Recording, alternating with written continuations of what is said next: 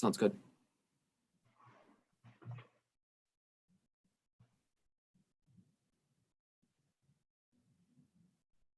Episode of some drama on TV, and I was like, wait, those are our Target curtains. Target. Okay, everyone, welcome to the Thursday, May 21st, 2020 Zoning Board of Appeals hearing. This is the hearing portion of the evening where the zoning board members will hear the cases. So at this point, I will turn it over to Tyrese Bryant.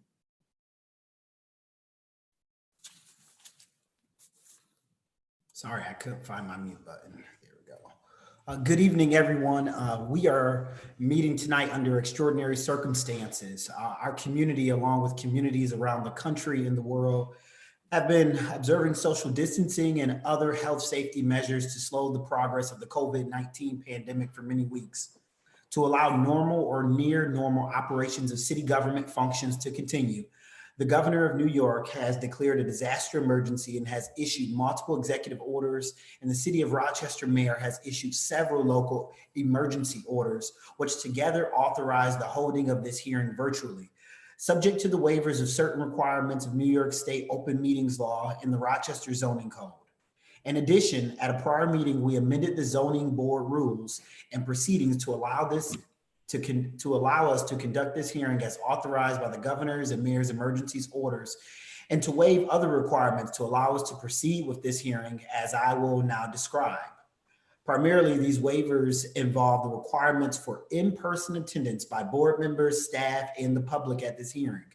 The emergency orders permit us to hold this meeting by teleconference with no in-person attendance, allow applicant presentations by teleconference, and require all public comments, both in favor of and opposed to the application, to be submitted in writing, by email, or by hard copy document mailed to the zoning office or deposited in the secure drop box located in the linked entrance of City Hall.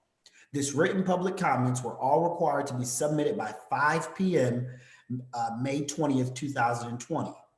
Although the conduct of this hearing has been altered from some of our normal procedures, many things remain the same. All the normal notifications for this hearing, including mailed notice, publication, and the posting of notice, were followed. All the normal timeframes from applicant presentations and comments in favor of and opposed to the application remain the same. The normal staff report was prepared and posted on the city website. And most importantly, this board will hear, review, and make decisions about all the applications with the same diligence, using the same standards as required by the zoning code. Before we begin, I would like to explain the ground rules of the hearing. When a case is called, the applicant will be allowed 15 minutes to present their case to the board. The application and full staff reports were all posted on the city website at least a week ago and were available for the public to review. All applicants were advised to ensure that their applications were complete and included all information that they intend to present at this hearing tonight. As the application is presented, staff will, as reasonably possible, identify and show the pages of the application that the applicant is addressing in the presentation. Following our normal procedure, the board members may ask the applicant questions about the application. After the applicant, to the record, any public comments that were submitted after the staff report was completed and posted on the city website. First, in those of support of the application, then those in opposition. These comments will be limited to 10 minutes if submitted by a neighborhood association and 3 minutes for all other comments. If reading the submitted written comments will exceed these time limits, staff will summarize the comments to fit within the timeframes. If multiple submissions repeat the same comments, staff will summarize those comments. Public comments that were received in time to be included in the staff report will not be read into the record, the hearing record. There will be no call-in comments. After the comments have been read, the applicant will have 5 minutes to offer any testimony in rebuttal. At the conclusion of the applicant's rebuttal testimony, the case will be closed. However, if the board determines that substantial new evidence has been presented by the applicant during the hearing, either during original or rebuttal testimony, the case will be adjourned and held over to the board's next announced hearing date in order to give the public opportunity to review and comment on the new evidence. After completing all of the hearings on the agenda tonight, the board may take a short break, which will be announced. After the hearings and break, the board will commence deliberations and voting on all the applications, except any application that has been adjourned to another meeting date. Please also note that if your case is approved today, a written decision will be mailed to you within 15 business days. The decision will inform you of the next steps to complete the approval process. Before we open the first case, please note that we are all volunteers. I would like each of the board members to confirm their presence for purpose of a roll call and establishing a quorum for this hearing, to introduce themselves and mention their area of expertise. Whew. Okay, I'm done. Okay, we'll start with Jim Best. Good evening. My name is Jim Best. I live in the northwest quadrant of the city of Rochester. I was a telephone engineer for just under 50 years. David Carr.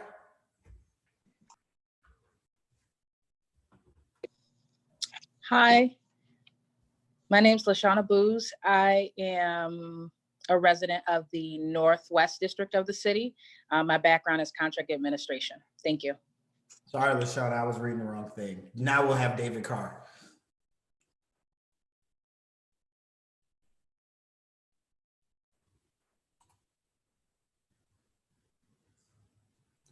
Just unmute for us, David.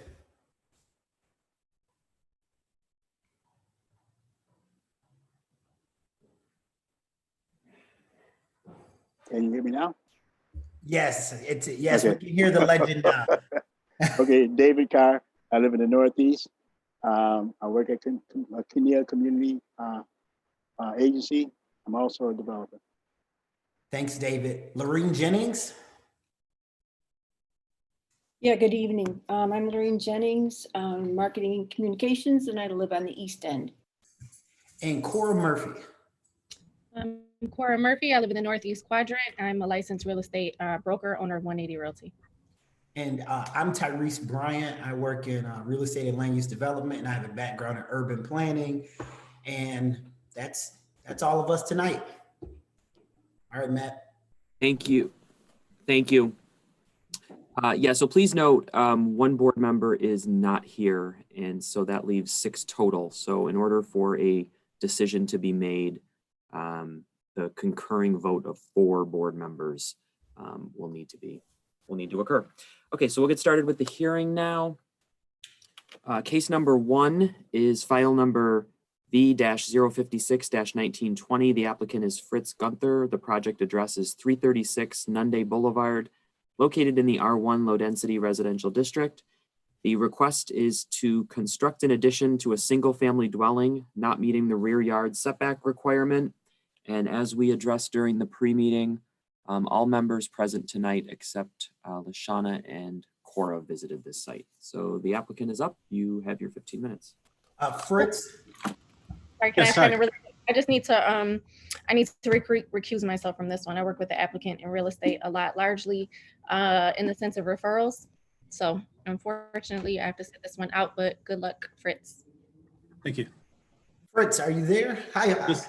Hi, how are you? So I'm good. I need to swear you in, and I also need you to state for the record if your sign was posted. So let's swear you in first. So do you solemnly affirm that the testimony you are about to give in this hearing is the truth, the whole truth, and nothing but the truth? Yes, I do. Was your sign posted on the property? Yes, it was. I posted it around April 1st or 2nd. Okay, 15 minutes, all yours. Okay, thank you. First, thank you for doing this online. This is definitely unprecedented times, and I do appreciate you guys moving the process forward. Basically, the application is to put an addition on the east side of the house. I purchased this back in January. My sister lives directly next door at 316, and she's been there for probably 15 years. I'm very familiar with the surroundings, the neighborhood, the neighbors. This house came up for sale. I purchased it. It's a perfect location, perfect house. But again, with the addition, it's needed. It's got a very small bedroom. for that. There's room for the addition. It would be on the right side of the house as you're looking at it. So that would be on the east, and then it bumps out to the north, to the rear. The west side of the house has a kitchen that does come within 16 feet of the setback, which is 20 feet is the setback for the rear setback. What this addition would do is match that on the northeast side to match that rear setback. It's basically the addition in a nutshell is what that is. Okay, that's great. So we'll have the board members ask some questions. Okay, thanks very much. So Sure. Jim, I'll start with you. Yeah, Mr. Gunther, the addition you're talking about, since we're talking about the north, going towards the north property line, Right. that addition would be virtually identical to what's already on your house. That's right. The yellow is what is the proposed addition, and you can see I've lined that up with the setback on the left or west side of the house. It makes it symmetrical, it makes it aesthetically pleasing, and it makes it functional. Because again, the bedroom that's currently in there is not much of a bedroom. It's a small room, and this adds a room and bumps out that back addition. Okay, thank you, Mr. Gunther. Sure, thank you. LaShawn? No questions. David? No questions. Lorene? No questions. And I don't have any questions either. So we are going to turn it over to Matt to read the public testimony, public comment. Thank you.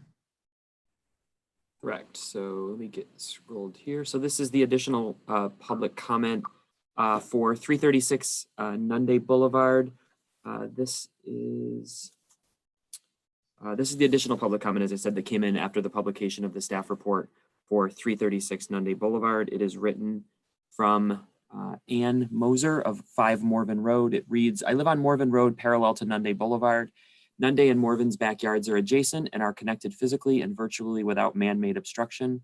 A small park-like wooded area is at the rear of the homes on Nunde and Morven. It sustains a diverse bird and animal habitat. There is a certified wildlife habitat, which is both part of and adjacent to my home backyard. The certification has been made by the National Wildlife Federation. I strongly oppose the request for a rear lot setback variance at 336 Nunde. The proposed addition to the rear of the home will further encroach upon the yard space and aesthetics of the homes of our neighbors on Cathaway and Hillside and degrade the park-like area. It is clear that the western side of this property is built right up to the lot line and with no setback, excuse me. It may well already be violating side yard setback to the west unless a prior variance has been granted. Additionally, the back of the home is already very close to the property line. To allow the construction to go any further to the rear would further deteriorate the open space and view of the neighbors on Hillside and Cathaway. There is absolutely no economic necessity to create this additional eyesore and degradation. I strenuously object and request that the variance be denied. And that is the only comment I received for 336 Nunde Boulevard. Okay, Fritz, you have 5 minutes if you would like it to rebut or the testimony. Sure, thank you. As I stated, my sister lives to the west, so she is at the property in question on the left, where there is no setback issue. As far as the park-like setting, that is the reason why my sister lives there. That's the reason why I purchased the property there. It's to embrace that, and in fact, the first thing that I did is I spent nearly $6,000 enhancing the trees, the landscaping in the back of the property to flow better with that park-like setting. Moven is much further to the north to where you can't even see that whole street due to the denseness of vegetation and trees, and the church backs up to it, that Unitarian church backs up to it, which maintains most of that, which is a very wonderful park-like setting, which is what I'm embracing. I think that was the main thing. I think was this person's Miss Moser's issue was obstructing or affecting that park lake setting, which it is most certainly not. That's why I'm there, is to embrace that and live with it. Okay, thank you very much. No one has any further comments or questions. We're closed case number 1. Thanks so much. Thank you. Okay, we'll get started with case number 2, which is file number V-057-1920.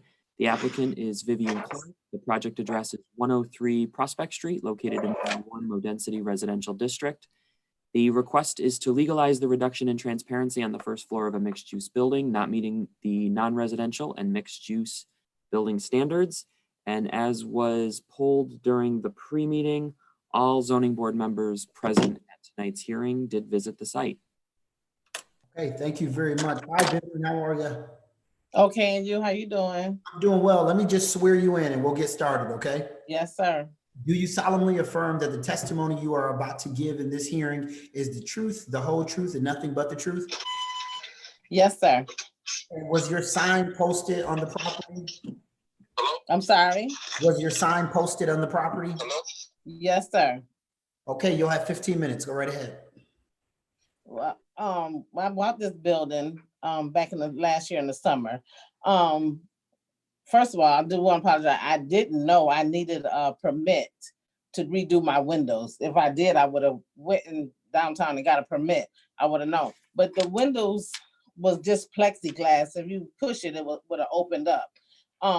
So I had to replace my windows. So I just went around and found, when I was driving, I seen windows types like this. And so I said, okay, my windows will look nice if I do them like that, not knowing that if I change the look, it'll be a problem. I did put the black part at the bottom, that in the front window higher, because it's gonna be a corner store for me and my daughter.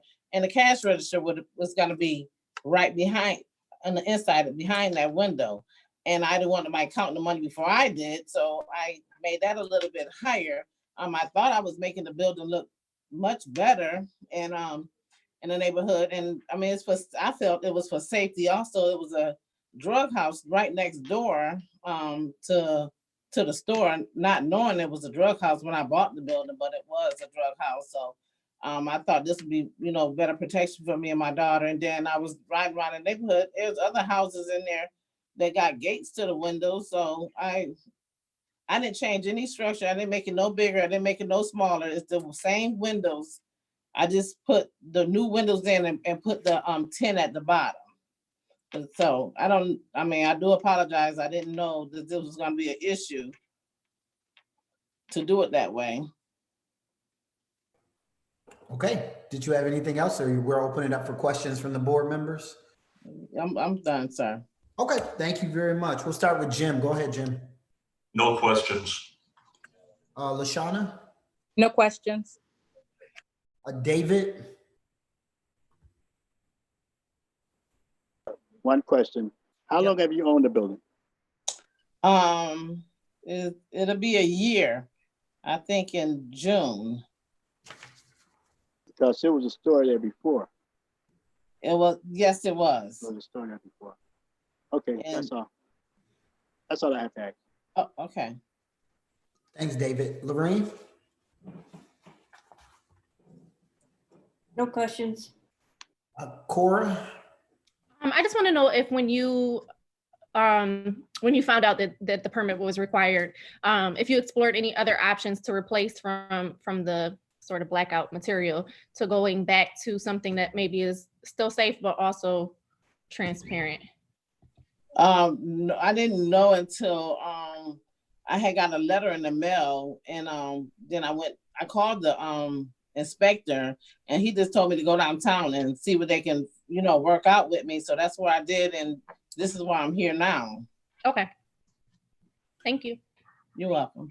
And the only question that I had was, did Yeah. you and your daughter explore any other floor plans to potentially get, because I think everybody on the board, we definitely understand the safety concerns and your thinking behind this. But did you explore any other floor plans to potentially get that register from in front of those windows? And also potentially removing, I guess, the coverings to provide some more transparency for your business, to make it more inviting for people who are walking or driving by. Did you all do that or consider that after you found out that there was a transparency issue? Well, we did see if we was to move the register to the back window, but it wouldn't. We didn't think it'll work out well the way if we wouldn't have been able to put as many coolers in there, and then that whole window would have been covered. If we would have moved the register, it would have been covered anyway. But with the back of a cooler. Gotcha. Okay. And have you all, would you all consider, because I'm just trying to ask questions before we go, because once we deliberate, and obviously you can't speak. Have you all, would you, be open to if anybody, would suggest some, because I know I've seen and what I work with, we get the same issue with windows being blocked by coolers and just where the floor plan ends up. If you all have thought about any other coverings on the windows that maybe are community oriented, something that's a bit more inviting for the community. I mean, would you all be open to something like that? Or is this pretty much the design that you would, want to go with? It's saying that if you would work with the city and maybe providing some type of mural on the windows or something that where people can't see inside of them, but it doesn't look, so boxed in and closed in from the street like it does now. I mean, I'm up for any suggestions, but I paid almost $10,000 to get these windows put in. So I mean, I don't know what else I can do, like, but or. Right. My question wasn't to change the window. I guess, okay, so let me, because that brings up a point. When you is that covering over the windows, or did it come with that covering on the windows, I guess? It's that covering is, there's no window behind that covering. Oh, okay. That may, okay. That's the part right there. Yes. Okay. Gotcha. Okay. Thanks for that clarification. Okay. I think it's like a tin material. Is that right? It is. You know what? I never even touched it. Honestly, it's some kind of metal. I never even touched it. So, but it does look like a tin material. Okay. But I think the store it does look inviting. I mean, if you open up the door to that store, it's beautiful inside of that store. I think I have done a wonderful job to even boost that little corner up right there. I mean. Yeah, and I really thank you and appreciate that because it's so important to our community. And so I'm gonna turn it over to Matt, and he'll read any public comment if there's any. Okay. There is no public comment for this case. Okay, thank you so much, Vivian. We're going to close case number 2. Okay, I thank you guys. Thank you so much. Y'all have a blessed day. You too. Thank you. All right, we'll get started with case number 3. Case number 3 is file number V-058-1920. The applicant is Noel and Connie Gilhaney. The project address is 153 Windermere Road. The zoning district is R1 low density. And the request is to legalize the change of the exterior building material on a single family dwelling, not meeting the citywide design standards for a designated building of historic value. And of the board members present regarding the request at the pre-meeting of who visited the site, all board members present with the exception of David and Cora visited the site. Thanks. Do I have Noel and Connie with me?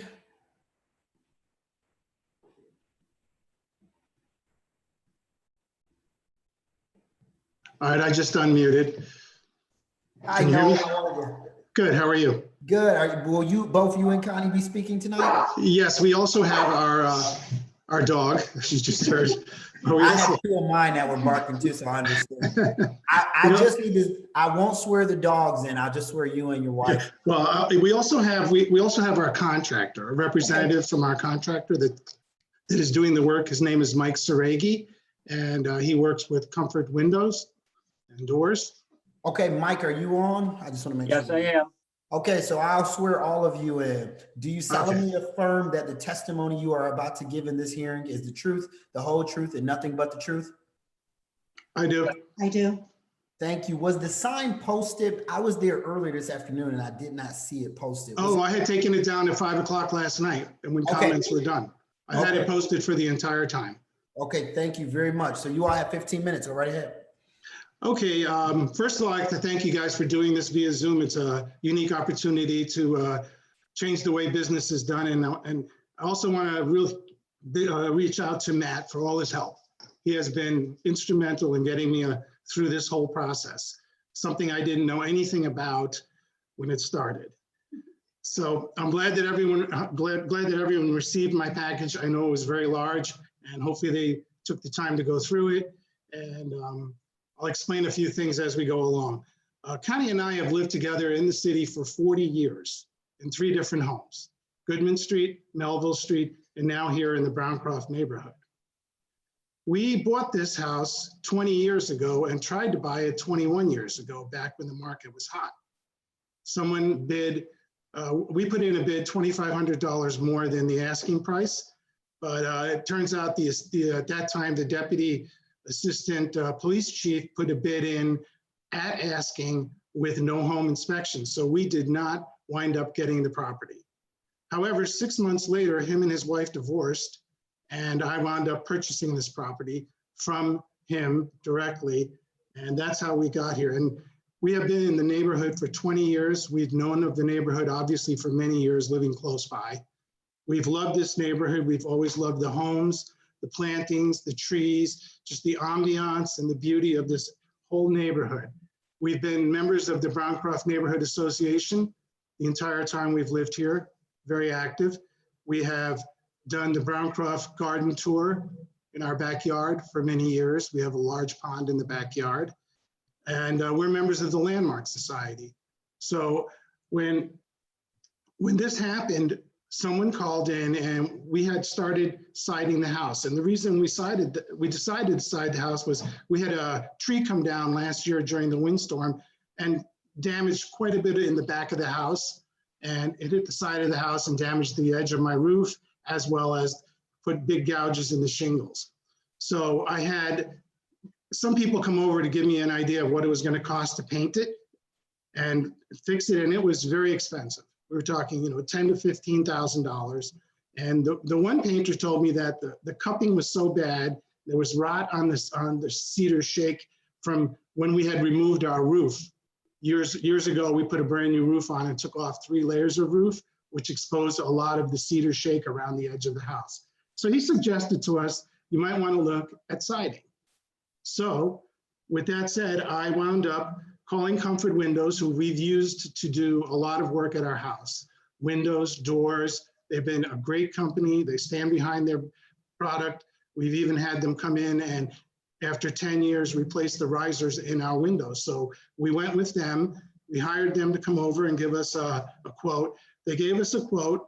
So some of the things that we were looking at was, we have dental molding up at the top of our house. So one of the things that we wanted was to restore that dental molding. And I think that could be the issue that caused the call into the zoning board initially to start with. So we chose Comfort because they have a 50-year warranty. They do phenomenal work. They were by no means the cheapest. I'm sure I could have got it cheaper, but they're around and I can call them, and I've had a great relationship with them. And they were able to replicate my dental molding at the top, which was big. So when all this came down, I get a call. I get an inspector from the city came over and he put me right in touch immediately from my kitchen with Matt. And Matt started the process of walking me through what I need to do to put in a variance request. So I was, I had no idea, I'll be honest with you, it's my first time. And he basically sent me all the information. And one of the things he sent me was the area, the designation of a historical area of buildings. And in that designation, I noted that all the items listed in that designation were going to be kept. My entire front entrance was kept. I included pictures. I hope all of you got a chance to look at those. I wasn't touching any of that. My entire windows, my bay windows with the bell-shaped hoods were being kept.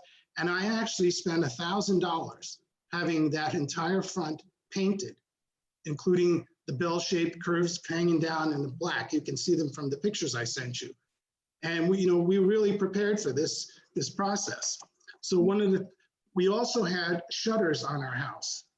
These shutters were period shutters. And it turns out in our neighborhood, a lot of the homes still maintain the original shutters that were put up. And in those shutters are a little design. Ours has a crescent moon.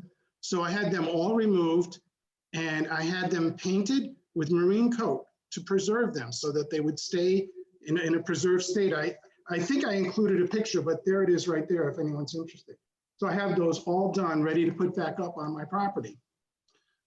So with all that said, we chose siding for a number of reasons. We felt that, it would preserve the building. It would allow the building to stay, in pristine shape for 50 years. And, we never, ever considered anything else. We didn't realize, of course, that the designation includes the outward exterior cover on our house. So when that was all brought up, we did say that we had so much damage that we just felt like it was the smart thing to do. So I even went out and actually changed out my electric. I had my electric moved from inside my house. I had it moved off the back of my house. We're planning on putting a new driveway in. We're also planning on building a deck in the back. All this was, going to happen after we completely sided the house. And I just recently put a new fence around my pond too. So, we spent a lot of money on this house, and inside we've done so much work. We just finished doing our kitchen. We resurfaced all our cabinets, so we kept the original look. And we've done our bathrooms over the years. We've done all 3 of our bathrooms, 2.5 bathrooms completely.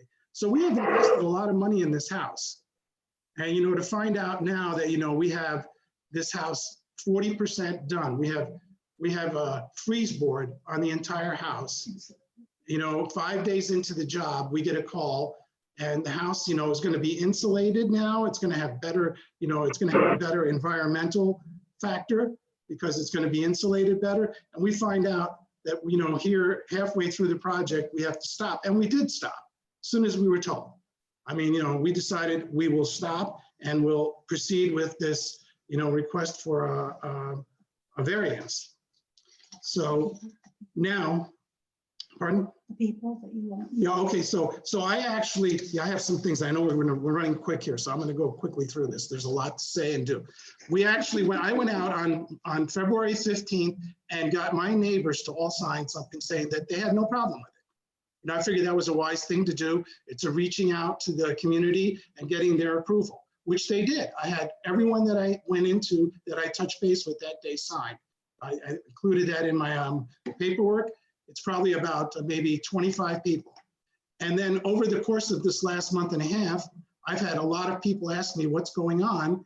And when they hear that I have to, go to the zoning board, many of them said they would write in. And I think you received a large number. Up until yesterday, you had received 20 some odd responses from the neighbors and people in the neighborhood, and only one of them was negative. So I was, yesterday I was very pleased with how things were going. I felt like, we want to live here and retire in place. That's something that we've talked about doing, and that's why we've spent all this money on this house and why we're now, in the middle of this huge project. And quite honestly, I'm not sure what our option is if we don't get to side the house, because now we have freeze board up that's nailed to the sides of the house. So we were unaware, of course, that we needed a variance, and and that's I can't say anything on that. I feel bad about it, and I do apologize for it, but I really think that what we're doing is going to enhance our property. I think a lot of people in the neighborhood think that, and I think that it's a worthwhile thing for us to do to our house so that we can keep it affordable and keep it looking fine. I sent in, with my package, I sent in pictures of numerous homes in the neighborhood that are already sided, either vinyl or aluminum. So we're not the only house in the neighborhood that is sided. And then yesterday, I seen that a group of neighbors in Browncroft residents, 6 of them, all submitted really nasty stuff about what we were doing yesterday, almost like they knew how to do it, so that it would come in at the very end. And yesterday I talked to Matt. I was like, wow, this is really good. We're doing the right thing here. We're gonna make this work. And then boom, they came in. If you look at the times, one of them came in 3 minutes to 5. At 3 minutes to 5. So we have neighbors, we have people in this neighborhood that think they run the neighborhood. And we're all well aware of it, believe it or not. And if you look, 2 of the people that sent in letters of approval for me, one of them is the current Browncroft Neighborhood Association president, Peter Easterly. And on top of that, he's a realtor. So he's very, and my neighbor is an appraiser. She sent in a thing saying, she also sees the value in doing it. And one other person who sent in, Jim Stites, he was the Browncroft Neighborhood Association president prior to Peter Easterly.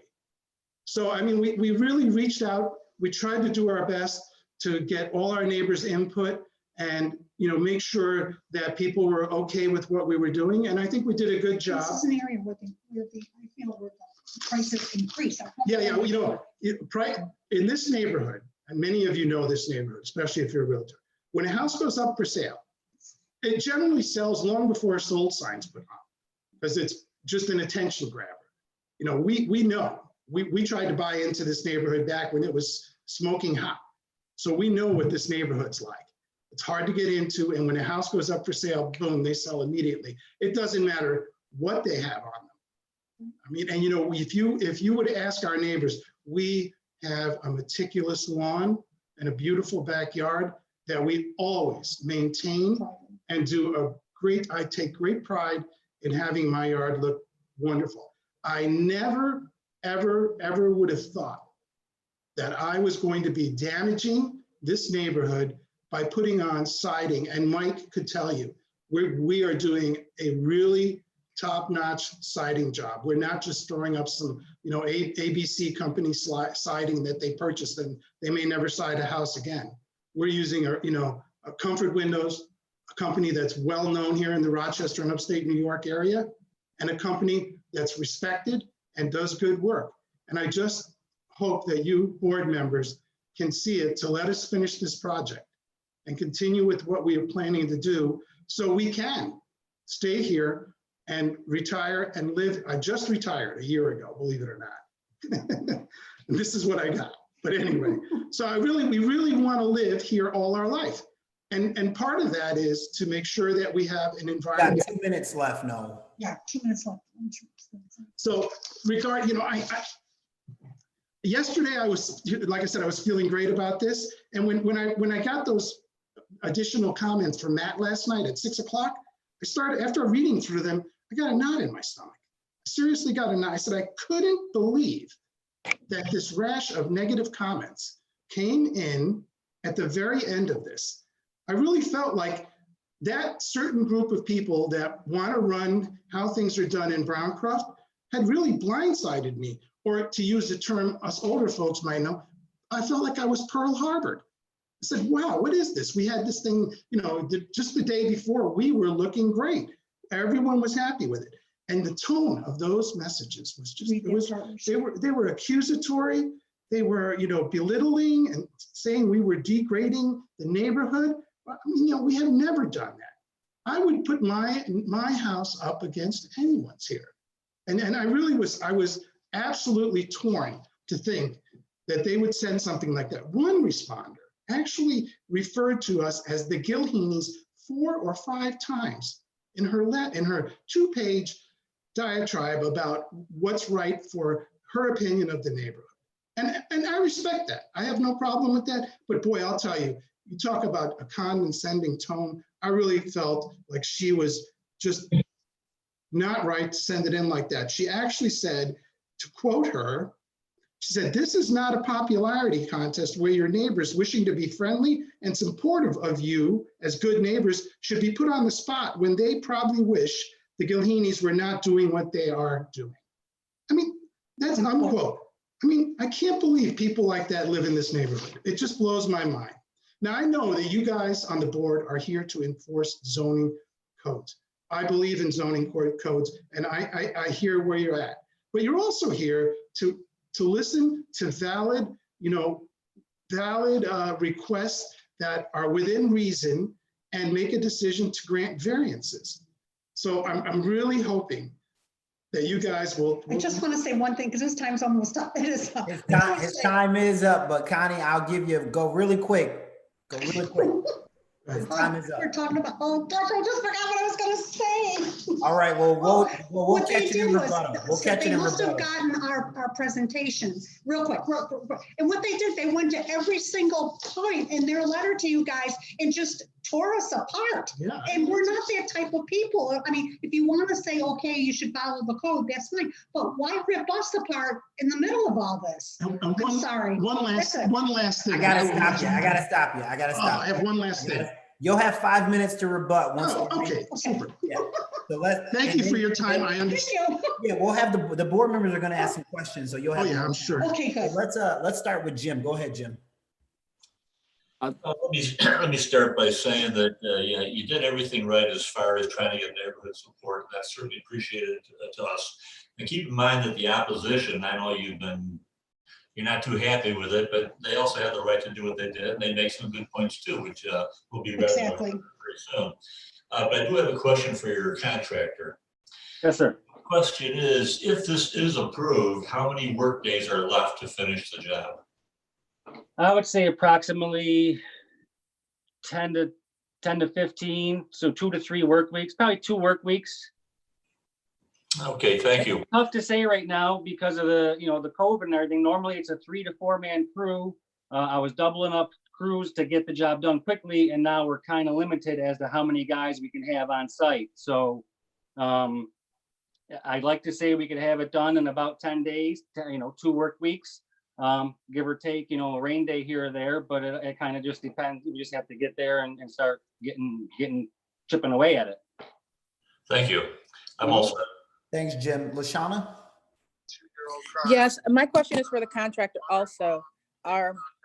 Would this be your first experience working with a home that's on the National Historic Registry?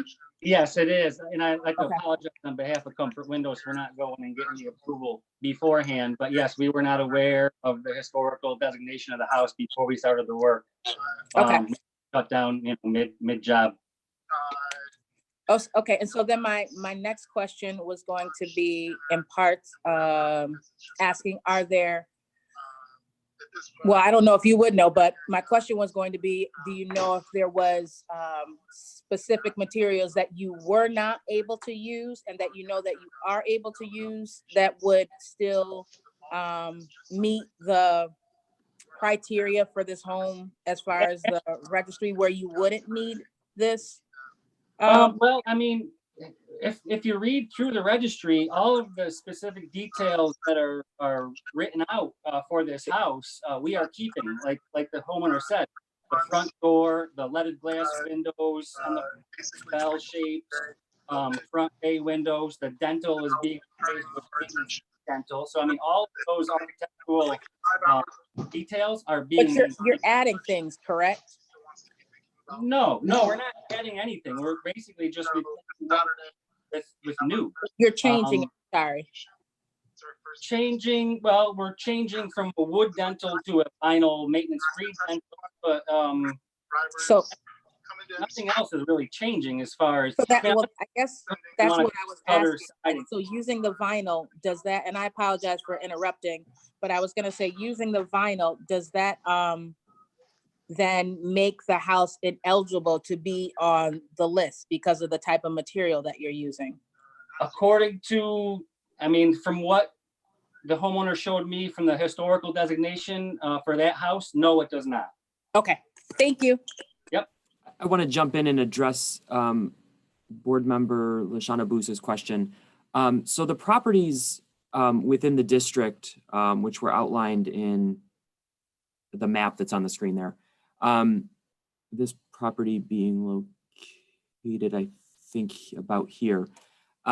So the properties are designated buildings of historic value. The designated building of historic value came about because of surveys that were done. So a lot of time would have got into surveying properties, and because of the nature of the district being mostly intact in terms of original materials, that's how, or part of how a designation comes about. So in terms of, does it automatically eliminate it as a designated building of historic value? It is possible. What it does do is very likely eliminates the possibility of using New York State tax credits for the restoration and rehabilitation of historic properties. And then part of the rest of that conversation that you all as board members will need to have is whether or not introducing a manufactured product into a historic district that was not originally constructed with such material, is that some sort of creep into a historic district in terms of changing what the historic district looks like.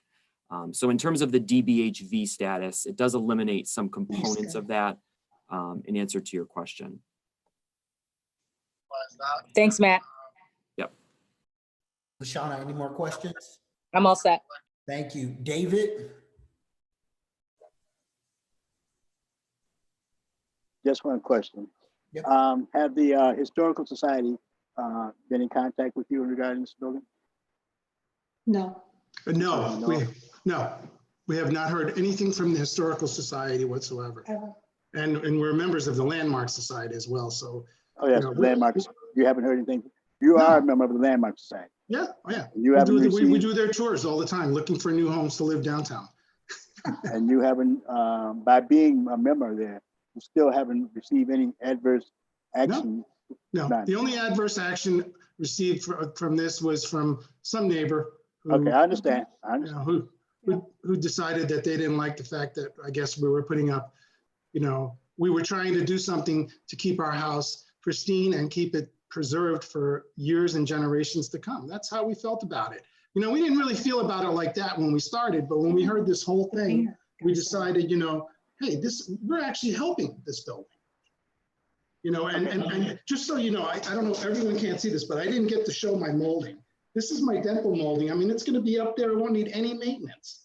I mean, the other dental molding was not in good shape.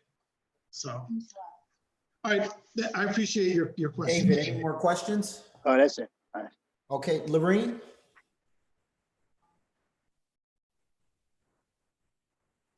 No questions. Cora? This may have already been covered, but I just want to ask really quick, when you're talking about changing the materials, the original, you're going to vinyl siding, and the original siding was?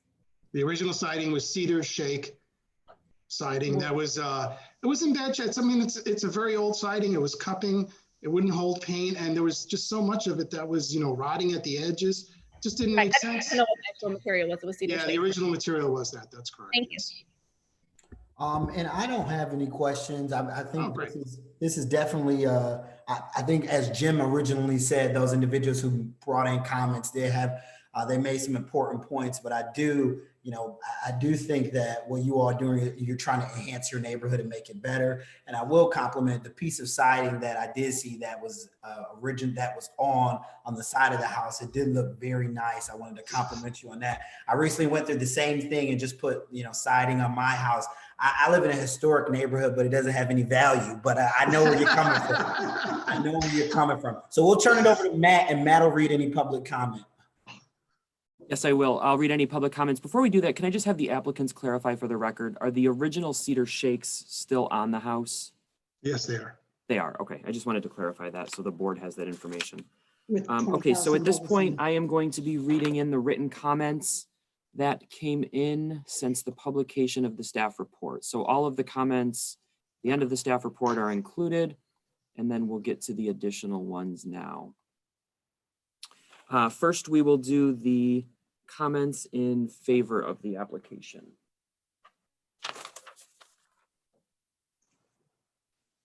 And this one comes from Mark Fleming. It says, Dear Mr. Simonis, I reside at 276 Dorchester Road, Rochester, New York. My property is directly behind the dwelling of Noel and Connie Gilheeney, who reside at 153 Windermere. The Gilheeneys are excellent neighbors who take meticulous care of their property. I fully support their desire to change the exterior building material of their residence. Again, that was from Mark Fleming. Bear with me, I'm just skipping to the next opposition one. They're out of order on the screen. So the next one, excuse me, in support of. The next one is also in support. Dear board members, this comes from Karen Carrasco of 145 Windermere Road. Dear board members, we are aware that our neighbors at 153 Windermere Road have made an application to finish installing vinyl siding on their home. We understand that there may be deviations from what is now considered allowable siding on our historical homes.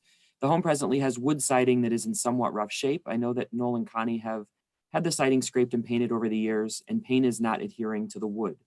This is a problem I am well aware of because the trim on our home will not hold paint. We scrape and paint various areas of our trim every year, and before we can finish one side of our house, the other sides are already peeling and chipping. It's an endless job. As a realtor, sorry, I had to move part of my screen. As a realtor and appraiser, I know that the 100 plus or minus year old wood on most of the homes in this neighborhood is now beyond its useful life. Most of the homes with the wood siding have various problems with wood rot, termite damage, and or moisture damage. As I am writing this letter, I look out my window at the home directly behind 153 Windermere Road. The new homeowners are having the wood siding scraped and painted. The prior homeowner scraped and painted the exterior wood siding 3 years ago, just before he sold his home. He also scraped and painted one or two sides of his home every year. This was one of the reasons that the prior owner sold the home that he and his family owned for 40 plus years. The 100 plus or minus year old wood was impossible to keep up with. Noel and Connie have been great neighbors, and they have maintained and improved their beautiful home and yard. I feel the vinyl siding would be an improvement to the home and not detrimental to the character of the neighborhood. The details on the front porch and the dental molding are not being changed. The trim around the windows were changed to aluminum years ago, and the garage doesn't have the original siding on it. The garage has something similar to Texture 111 siding.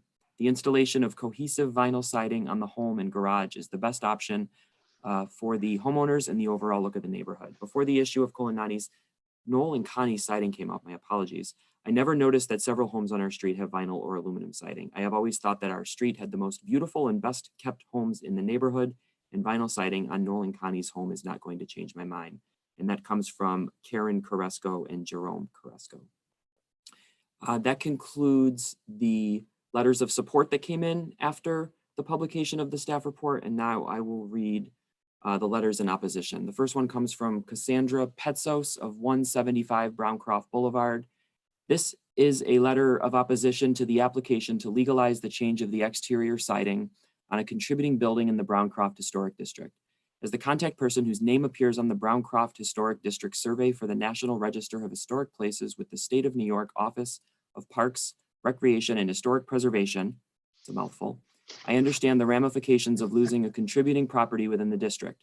The designation can be removed if too many changes to the significant features of the properties within it occur. Everything about this affair is disturbing. The applicants have a self-imposed hardship.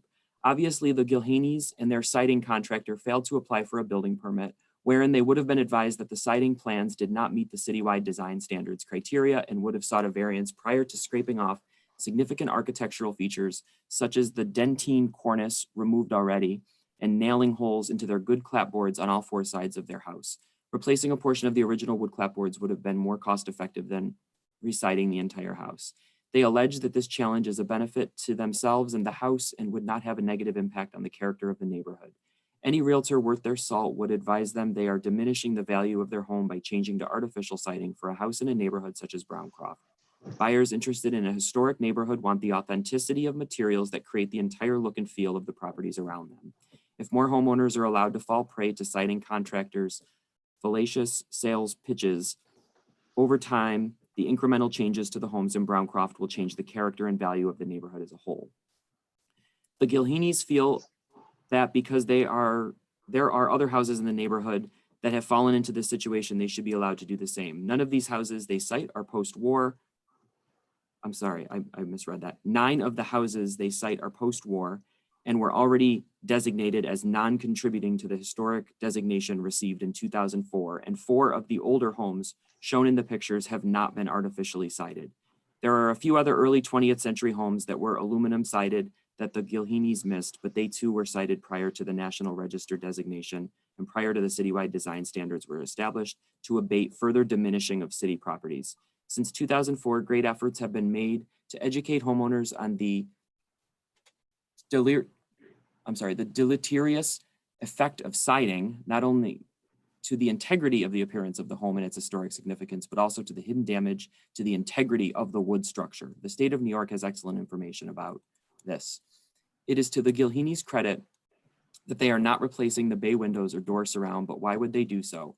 It is what they are doing that is at issue here, and covering the entire exterior wall covering with artificial siding is significant.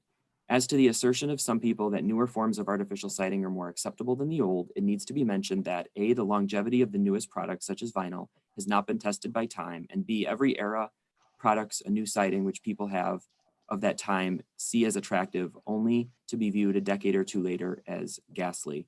Vinyl dries out and cracks, and it is doubtful this house would look good in 50 years unless it still has original materials. Historic significance is an element of environmental impact as defined in SECRA laws.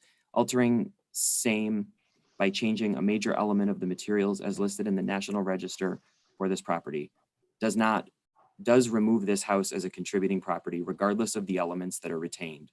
And as some newer home buyers have already artificially sided homes in Browncroft who intended to restore the original siding can tell you, it is prohibitively expensive to reverse the damage.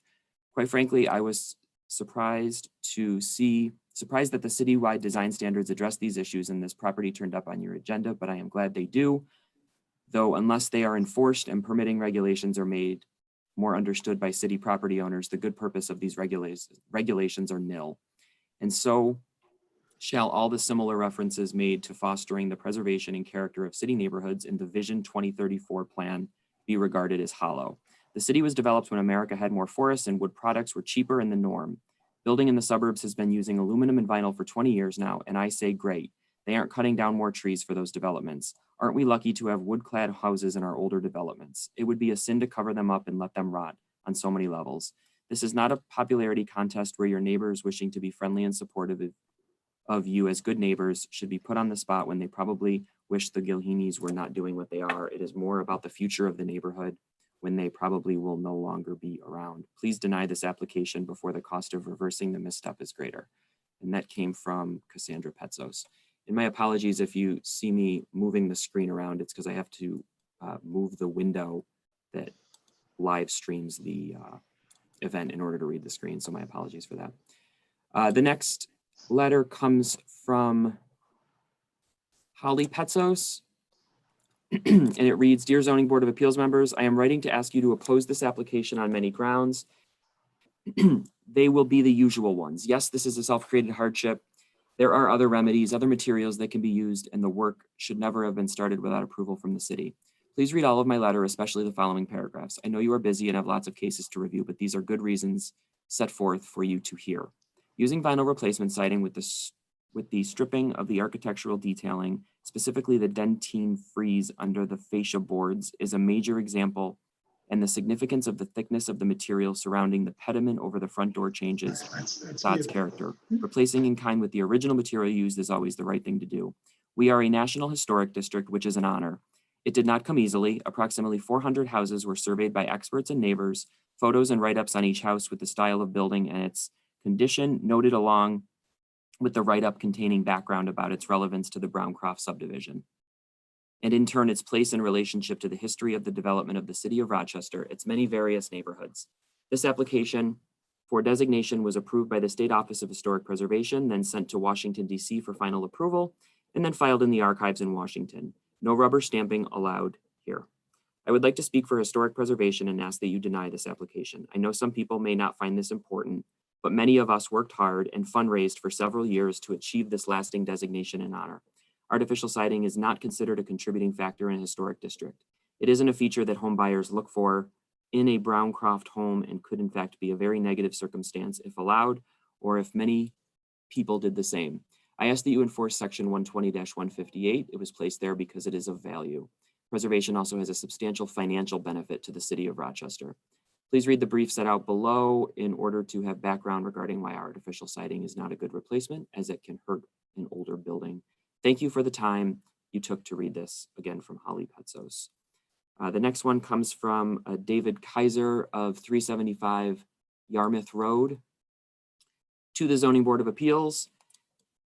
The undersigned is a Browncroft resident and owner of a designated property within the Browncroft Historic District. I urge that the board not grant the relief requested by the applicant in the foregoing case. The reasons for my objection are as follows. Rochester City Code Section 120-158 clearly was enacted for the purpose of preserving the city's historic architectural heritage. Therefore, this section merits the enforcement absent of a compelling reason to grant an exception. The foregoing application does not present such a compelling reason. Granting a variance would weaken future enforcement of this section.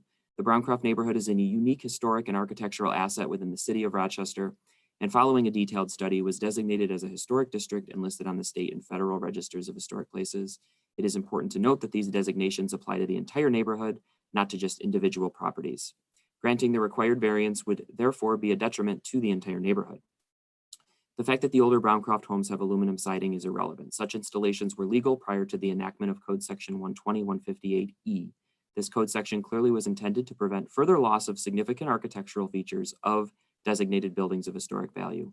Contrary to applicant's assertion in Section B, this would constitute an undesirable change to the character of the area and would establish a negative precedent. Applicants cite many examples of updates and improvements that they have made to the subject property. While this is certainly commendable, it is not a relevant basis for granting the requested variance. Any hardship is self-created, and awareness of the relevant section of code, as applicants concede is the case, is not a basis for granting a variance. The application does not allege any material shortcomings with the property or lot that would constitute an actual hardship.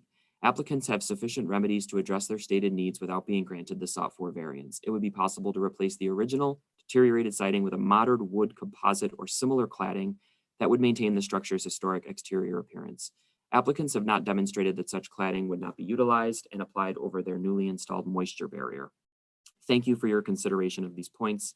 And again, that was from David Kaiser. The next one comes from Roseanne Khalil at 214 Croydon Road. The letter reads, Dear board members, my husband and I are residents of the Browncroft neighborhood going on our 21st year, and our house is listed on the same list as 153 Windermere Road. I am also an architect with a substantial portion of my work related to preservation and adaptive reuse work. The majority of my work is outside of the city of Rochester, with the exception of pro bono reduced rate work for local nonprofits. I am also a past member of the ZBA, as well as a past member of the Brighton Architectural Review Board. I am opposed to the variance request for 153 Windermere Road. While I think it is important to note that I do not personally know the owners of the property, I do walk the neighborhood frequently, and they are very good homeowners. Their decorations are always a treat, and I wish them no ill will. My objections relate only to the criteria for an area variance. Benefits. Benefits to the applicant include easier and less expensive maintenance cost. Detriments to the neighborhood include incremental degradation of historic neighborhood represented by an increased percentage of pre-1930 houses with vinyl siding. Using readily available information on the city's property information, the data is as follows. 21% of all houses in the historic neighborhood have vinyl siding. 13% of pre-1930 houses have vinyl aluminum siding, wood and brick being the other. Each percentage point is equal to approximately 2.7 houses. 51% of post-1930 houses have vinyl aluminum siding, composite and wood being the other. I have lived and worked primarily in Eastern New England and upstate New York. When analyzing neighborhoods similar to this one, I generally use 15% as the tipping point for downgrading a neighborhood from desirable to cautionary in terms of whether I recommend investment or development. This is because a neighborhood with this housing stock, historic, older, larger, less efficient, lack of open floor plan, higher caliber of landscaping, requires homeowners who are interested in history and willing to spend the sweat equity and funds to maintain the house and property in order to maintain the property and tax base. Past this point, and you have increasingly homeowners who no longer invest in the property or want to purchase in a historic residence next to one that has been vinyl sided. As a result, both resale and tax base begin to slowly decline. It is easy to say a single house would not make a difference, but that is the equivalent to the frog thinking the water isn't too hot yet. Instability in ownership. Many of the pre-1930 vinyl-sided properties sitting in between original properties look out of place, have difficulty selling, and turn over frequently. For example, 144 Dorchester, 147 Corwin. When they begin to cluster, resale value dips. Using the city's property information blocks with more vinyl-sided properties averaged less sale value than those with less. The website only lists the last sale, so this assumes a fairly equivalent turnaround. This type of analysis was a key factor in voting as a community to seek listing as the Browncroft Historic District in 2004. Enforcing the requirements of the listing also benefits the city at large by keeping the neighborhood a source of stable and increasing tax income. Essential character of the area. 80% of the historic neighborhood are 1900 to 1929 residences. This is the predominant housing type. The neighborhood is listed in the National Registry and the city. Presence of original wood siding and trim was a fundamental part of applications' acceptance for the National Registry. Residing the residence with vinyl siding would interfere with that essential characteristic. Vinyl siding does not have the same profile as clapboards, eliminates most of the trim, and has the telltale edging at the corners and around windows and doors that would not be present on the original. No other remedy. The original siding can be repaired and painted. If there are large areas of damage, there are composite products available that are installed and finished in the same manner as the wood siding and trim, thereby lessening the visual differences. Significance. The analysis in A is applicable here. The neighborhood is precarious, especially when considering there are approximately 33 houses within the neighborhood that are not listed and could be vinyl sided in the future. 325 Newcastle on the corner with Windermere is a prime example of this. As such, every house counts. Just 2 years ago, when this house and another converted to vinyl siding, I mentioned to my husband that I thought the neighborhood was in trouble. Contributing to this was the large number of trees that have been removed in the past 5 years due to damage and illness. This case is further sign of a downward trend. It is a terrible cycle. Certainly Rochester has ample examples of other neighborhoods, Maplewood, Beechwood, Lake Avenue, where efforts to stabilize came too late. Large, inefficient houses with no open floor plan became less desirable, stopped selling, get cut up, and converted to multifamily as a last resort. It is terribly hard to come back from this. Everything should be done to prevent it from getting a toehold. Physical and environmental conditions, the response to B is applicable here also. And F, not self-created. Based on the city property information, the current owners were here for the National Registry process. This is wholly self-created. I thank the ZBA for their time and consideration in this manner. I anticipate a lot of outrage regarding this application. I hope that the board can cut through the loud voices on both sides and apply the standards in a fair manner. If so, I truly believe denial is the only possible outcome. That comes from Roseanne Khalil. The next one comes from Margaret Richter of 75 Quinton Road. The letter reads, Dear Zoning Board of Appeals, I am opposed to the variance file number V058-1920 concerning 153 Windermere Road. The way I see it, the unintended consequences of siding are threefold. A house with siding never changes its look. This is not good in the long haul. The very thing that you thought was the way to go sooner becomes tiresome. The process of siding the house covers up and removes the fine details that make the house special and unique. As a 50-year-plus homeowner on Quinton Road, I saw how the siding applied to my best friend's house made us ineligible to be in the Browncroft Historic District. Our street had too many houses with siding. As you drive down this 1 block long street, it is very evident which houses have maintained their original character and beauty. Thank you for your consideration. Again, comes from Margaret Richter. The next letter comes from Diane and Richard Ranger at 193 Corwin Road. It reads, we are not in favor of changing the exterior of the building material being requested by the occupants of 153 Windermere Road. This exterior material does not maintain the integrity of the historic character of the Browncroft neighborhood. It is in the zoning board's authority to do what is in the best interest of the neighborhood as a whole, not one household. According to section 120-158E, number 2, no undesirable change will be produced in the character of the neighborhood or a detriment to nearby properties will be created by the granting of the variance. This would be an undesirable change. Vinyl siding does not comply with the character of this neighborhood. The guidelines are clear for a designated building of historic value. Please adhere to them. We have been residents of the Browncroft neighborhood for 40 years and know the importance of enforcing zoning code. We are actively involved in obtaining the National Historic Registry designation.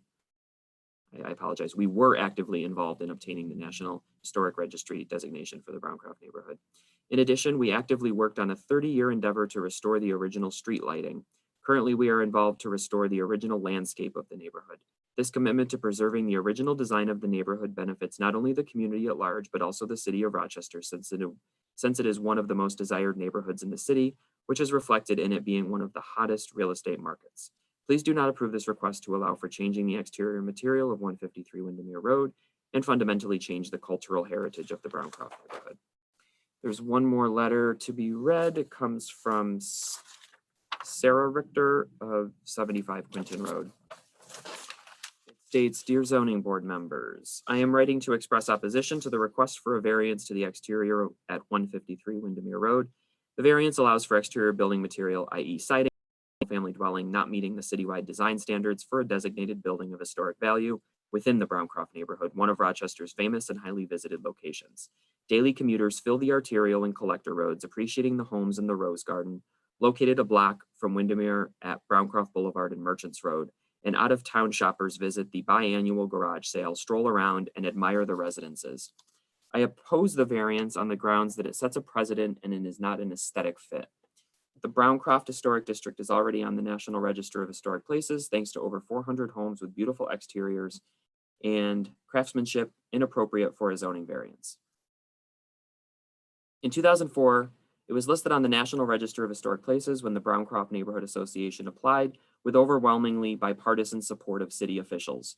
The problem was some streets, such as mine, were disqualified because a handful of homeowners had added siding. The result has been lower property values and lost tax revenue as compared to the streets in the neighborhood that were registered, thus the Browncroft Historic District that includes Windermere Road. Variances can have far-reaching effects to the zoning laws that protect our neighborhoods and that they create precedents. This is because New York law has long said that zoning board must adhere to their prior decisions. Like you, I believe that a strong zoning board of appeals is essential to preserving our city's unique heritage for future generations. I would like historic variances issued for genuine practical needs, not for capricious aesthetic request over artificial siding, exterior building material. I am urging the Zoning Board of Appeals to vote against the proposed variance." And that concludes all of the public comment that came in since the publication of the staff report. Thank you, Matt. Appreciate you reading that. I know that was a lot. So Noel, you'll have 5 minutes to rebut and it's all yours. Go ahead. Okay, I'm back on now. Start my clock. Boy, that was a mouthful, I will say, from a lot of people who obviously knew how to handle the situation by, if you looked at the previous comments, 20 plus comments came in with only one negative comment. Every one of the comments that came in prior to that were really in support of us. A lot of them based on the fact that they know how we treat our house and how we are. You know, the original lampposts. Guess what? We supported that. I'm paying $80 additional tax for those lampposts. We were in favor of that. The original plantings, well, I'm not sure about that. That's something new. I'm interested to see how they're going to manage that. The garage sale, we participate in the garage sale every 2 years. Our house is gorgeous. We always have our house pristine for the garage sale. And Roseanne, she talks about tax base. I don't think people with sided houses in our neighborhood pay less taxes than me. That's number one. I pay as much taxes in my house as anyone else. I mean, it's, you know, I just think, you know, her making a tax-based thing, taxes don't go down.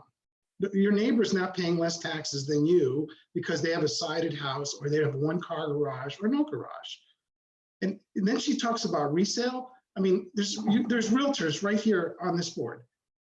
Anytime a house goes up for sale in our neighborhood, if you as a realtor get it, you got a gem. You're probably going to find someone that's going to sail right through the process of buying the house with no problems. There'll be no efforts at all because people that come into this neighborhood, a lot of them work in the city and they have to live in the city. We have so many, we've had at least 3 mayors live in this neighborhood, at least 3. One still lives in the neighborhood. And all the houses. Can't think of his last name. All the houses sell. And she talks about sweat equity. Really, we put a lot of sweat equity into our house. I invite any of you to come over, look at my backyard, look at all the work we've done around the house. I'll even let you take a look inside my house. We have redone everything in this house. And you know, I just feel like, you know, they took advantage of sitting together and put this whole thing together. And they knew that if they sent in those comments after the staff report was done, that they would be read right here directly to everyone. And it's the last thing you hear.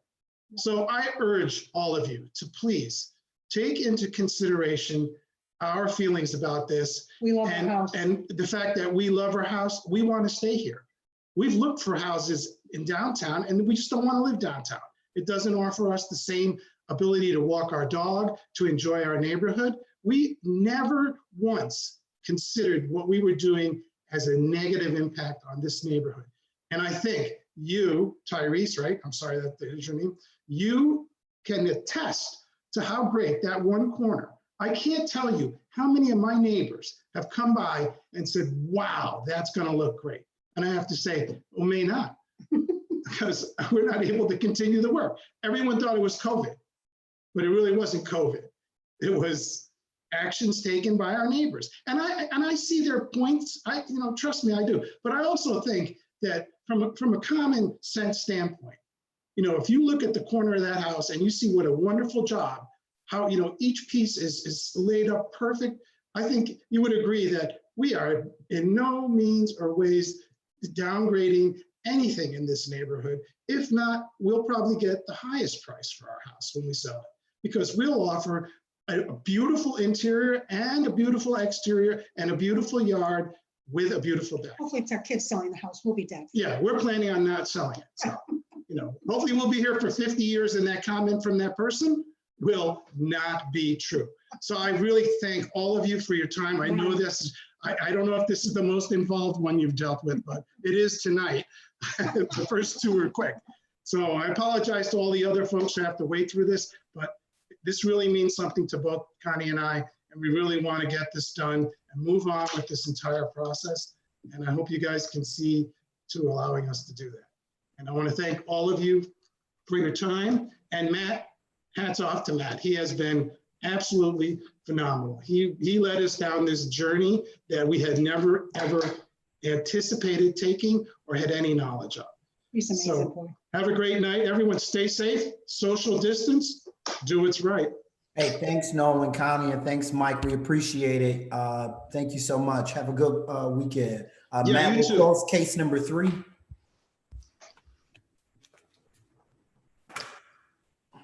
Yes, and we will get started with case number 4. Case number 4 is file V-059-1920. It's an area variance in the R1 Low Density Residential District, 202 Otis Street. And the request is to establish the first floor of a mixed-use building as a dwelling unit, resulting in the conversion of non-residential floor area to a residential use. Ladies and gentlemen of staff, hi, how you doing? I'm Ray Trotta from Holland Trotta.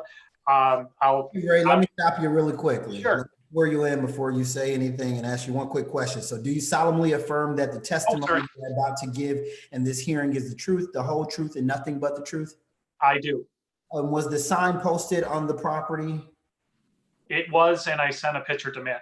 Okay, 15 minutes is all yours. Go ahead. Okay, sorry about that. I just wanted to reiterate from the last applicant that thank you very much for continuing the process on this in this crazy time we're in right now.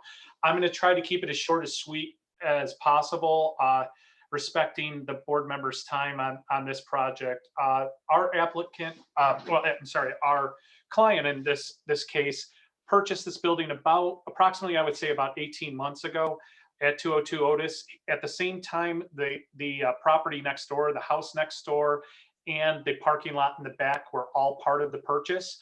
The house next door is a rental property, single home rental. And this property was sold from real estate as two apartments upstairs and the bar downstairs with the parking lot in the rear. The reason why I'm bringing that up is what my client found out afterwards and hired us for is that only one apartment was approved in the second floor, and it's been there for about 25 plus years. So what we consequently did is we did legalize the second apartment upstairs, and we also legalized the parking lot was never approved as well. So a little bit of background, we've been working on this project to get those 2 items legalized. With the third item, what we're here today in front of you for is to convert the former bar, which has been closed for quite a while now, to a 3-bedroom apartment. They just want to put a third apartment in here because they feel that from a viability standpoint, they really don't want to have either a corner grocery store or bar in here at this particular thing. It just doesn't really, it does make sense in certain areas, but they'd rather keep this specific to just housing and a residential piece here. Obviously, in this R1 district, to do so, you're bringing a third apartment in here, and that's what the variance is for. So that being said, I'm trying to keep it as simple as possible. That was great. Thanks so much. Let's open it up to questions to the board. I'll start with Jim. Okay, let's see. I have a letter in front of me that was addressed to the Zoning Board of Appeals by Fitzgerald Engineering. There's a line down here that says a heavy-duty timber guardrail is being proposed along Delmar Street to avoid any conflicts that might occur between parking cars and pedestrians on the sidewalk. Can you talk about that just a bit? Yeah, absolutely. What that was is part of getting the parking lot approved is I sat down with Matt and we wanted to come up with something that was logical. Because this is such a small parking area, we wanted to restrict the egress and in one area rather than have a free-for-all right from the sidewalk. So there's not really enough area to add landscaping and be able to back out a car. So what we did is in lieu of that, we figured it would be much more environmentally friendly to do a heavy timber guide rail at one area. So when you back out a car, it's safe for pedestrians that are walking out the sidewalk, and it limits the area to a specific area that you're coming in and out of with a vehicle. I just want to jump in and say one thing. The parcel that he's referring to is this 13, I believe it's Delmar Street. Correct. If I'm not mistaken. And it's actually a separate parcel. So we had worked with the applicant being used as parking. So it's not part of this review in the sense of its use. It's part of the review in that it does provide parking for the building. But that's why there's no picture of it here. It was a matter of getting it up to code to be used as parking for the building. Thanks, Matt. Jim, any more questions or is that out? That's it. Thank you. Lashana? No questions. David? Yes, several questions. Yep. One is, I know you did a very good job on the interior of the design of the building. What about the exterior? Do you have any designs of what the exterior would look like? Because I'm very familiar with the property, and I know that it looked very commercial. Would there be any changes as far as how would you do the windows on the front side and on both sides, the back of the building? Do you have any designs for that? It's a good question. Primarily, they want to keep it generally in kind to what the windows are currently. However, as you noted on that side, which is actually, that would be the east side, we're adding, if you look at the floor plan, a few windows right down the line. So there's going to be a lot more natural light that's going to be added. If you look at the first floor plan, you could see those little areas right there that Matt is highlighting. Those are all brand new windows that will match in kind with the windows that are on the second floor. Oh, they're going to be matching the second floor? Yeah, as much as the first floor, as far as look, it would be like the second floor. As far as size, it would be like the first floor. So, but you have to keep them high enough, obviously, so you have interior space. Mm-hmm. So more or less, you see the window at the corner. It's pretty much that sill line will be continued across. Okay, that's all I have. Thanks, David. Lorraine? Yeah, I have a question. Who is the owner? It says Twin Properties. Yeah. Who is that? I understand you're the project person, but who is the owner? Not a problem. Their Twin Properties consist of Tom Jansen and Steve Potter. They're partners, and they actually, I don't know if you're familiar with 707 West Main. They just did 20 brand new apartments in that area, right next to the Family Dollar on that side. He is Tom is a GC that came out of the Boston area. He lives in Fairport now. Relocated with his young family, and And they basically, and Steve Potter is from Pittsburgh, born and raised. I believe he went to Yale, came back. He's more of a finance guy. And basically together, they're acquiring properties and renovating them, and their target market is housing and mixed use. Great bunch of guys. They don't mess around. They're kind of new developers in the realm, and you have the construction side and the financial side as a piece. Thanks. You're welcome. Any more questions, Lorena, or are you all set? I'm done. Thank you so much. Cora? I was just wondering how many square feet that bottom unit is. It's approximately, that's a good question. Off the top of my head, I believe the floor print was about 30. It's right close to 3,000 square feet. I would say gross. Net, it's probably in that. It's pretty big. It's pretty good size. Okay. As you can imagine, that's why we actually have. If you look at this layout, it wasn't quite enough to do two apartments. However, there's 3 bedrooms and a full office in there with a huge living room in the front. So it's a big unit. It's a very big unit. Have you guys gotten any inquiries about the space as a residential unit? That I don't know, but if you send me an email, I could definitely put you in touch with the developers on that one. So I would definitely for a family at that corner, it'd be an awesome space. Yeah, I was just wondering if anyone reached out. Okay, thank you. You're very welcome. And I guess my questions align really with David's. I was really hoping that you all would do something with the exterior a bit more. I was there at the property earlier, and there was someone, and it really gives off, still that commercial space, which I think is challenging. There was someone sleeping on the stoop, and I would just hate for, as someone potentially rents out this space, I think with just the character of the neighborhood, there were just a lot of people hanging out outside. That you would have done something, especially with that stoop, to get rid of that stoop look, because I think that's still going to be challenging and difficult for you, and also those windows on Otis. Really, would you all be open to considering taking a different stab at this to making it look more residential? Because I think it's really a challenge with how it looks now. With it, and the other piece was there any plans to restore any landscaping with the sidewalk on not the street on Otis, what's the name of that street? Delmar. Was there any, or just to keep that all curb, or to keep that all sidewalk from the building to the curb? Well, that's a great question. Unfortunately, the public right-of-way goes right up to the edge of the building on both sides. Okay, gotcha. So really, we don't have any room to do anything. Gotcha. So that, and if you look at that photo you're looking at, it'd be nice, it'd be great if the city replaced that asphalt with some kind of lands. I agree with, some kind of mulch, trees, whatever.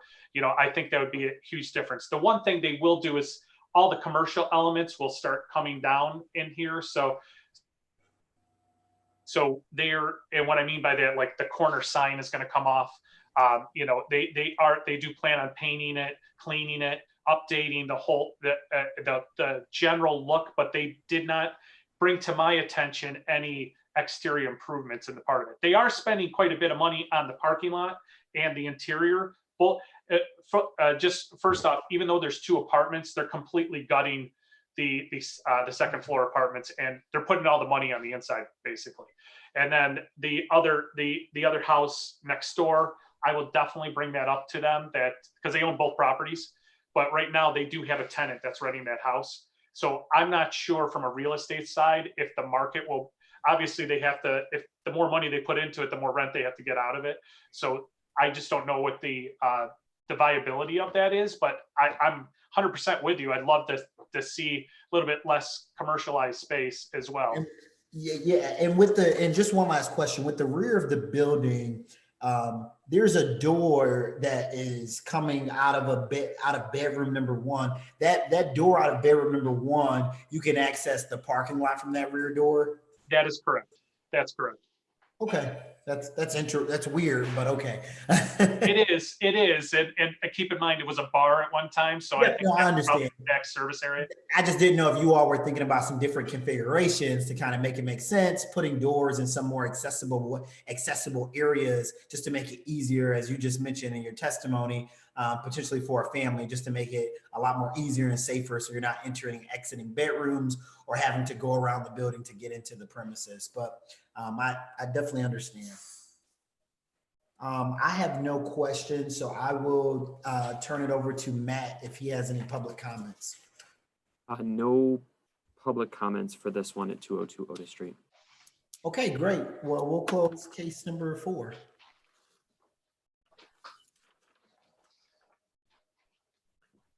Okay, and then we will get started with case number 5, which is the same applicant. Case number 5, I'm going to go back to case 4. And my apologies, I need to mention all board members present did visit the site for 202 Otis Street, case 4. Case number 5 is file number V-060-1920. It's an area variance at 327-347 Monroe Avenue in the C2 Community Center District. The applicant is Ray Trotta, and the purpose is to construct a 2,600 square foot restaurant with drive-through, Burger King, not meeting certain lot area and yard requirements, certain refuse locational requirements, or certain off-street parking requirements. And for the record, all board members present here tonight did visit the site. Ray, I already swore you in. The only question is, was the sign posted at the property? Yes, it was, and again, it was sent to Matt, a photo of it, so there's record of it. Okay, 15 minutes, go right ahead. Thank you very much. So this one, I'll try to keep it as concise as I possibly can, but there's a lot going on, and to explain to the board on this one.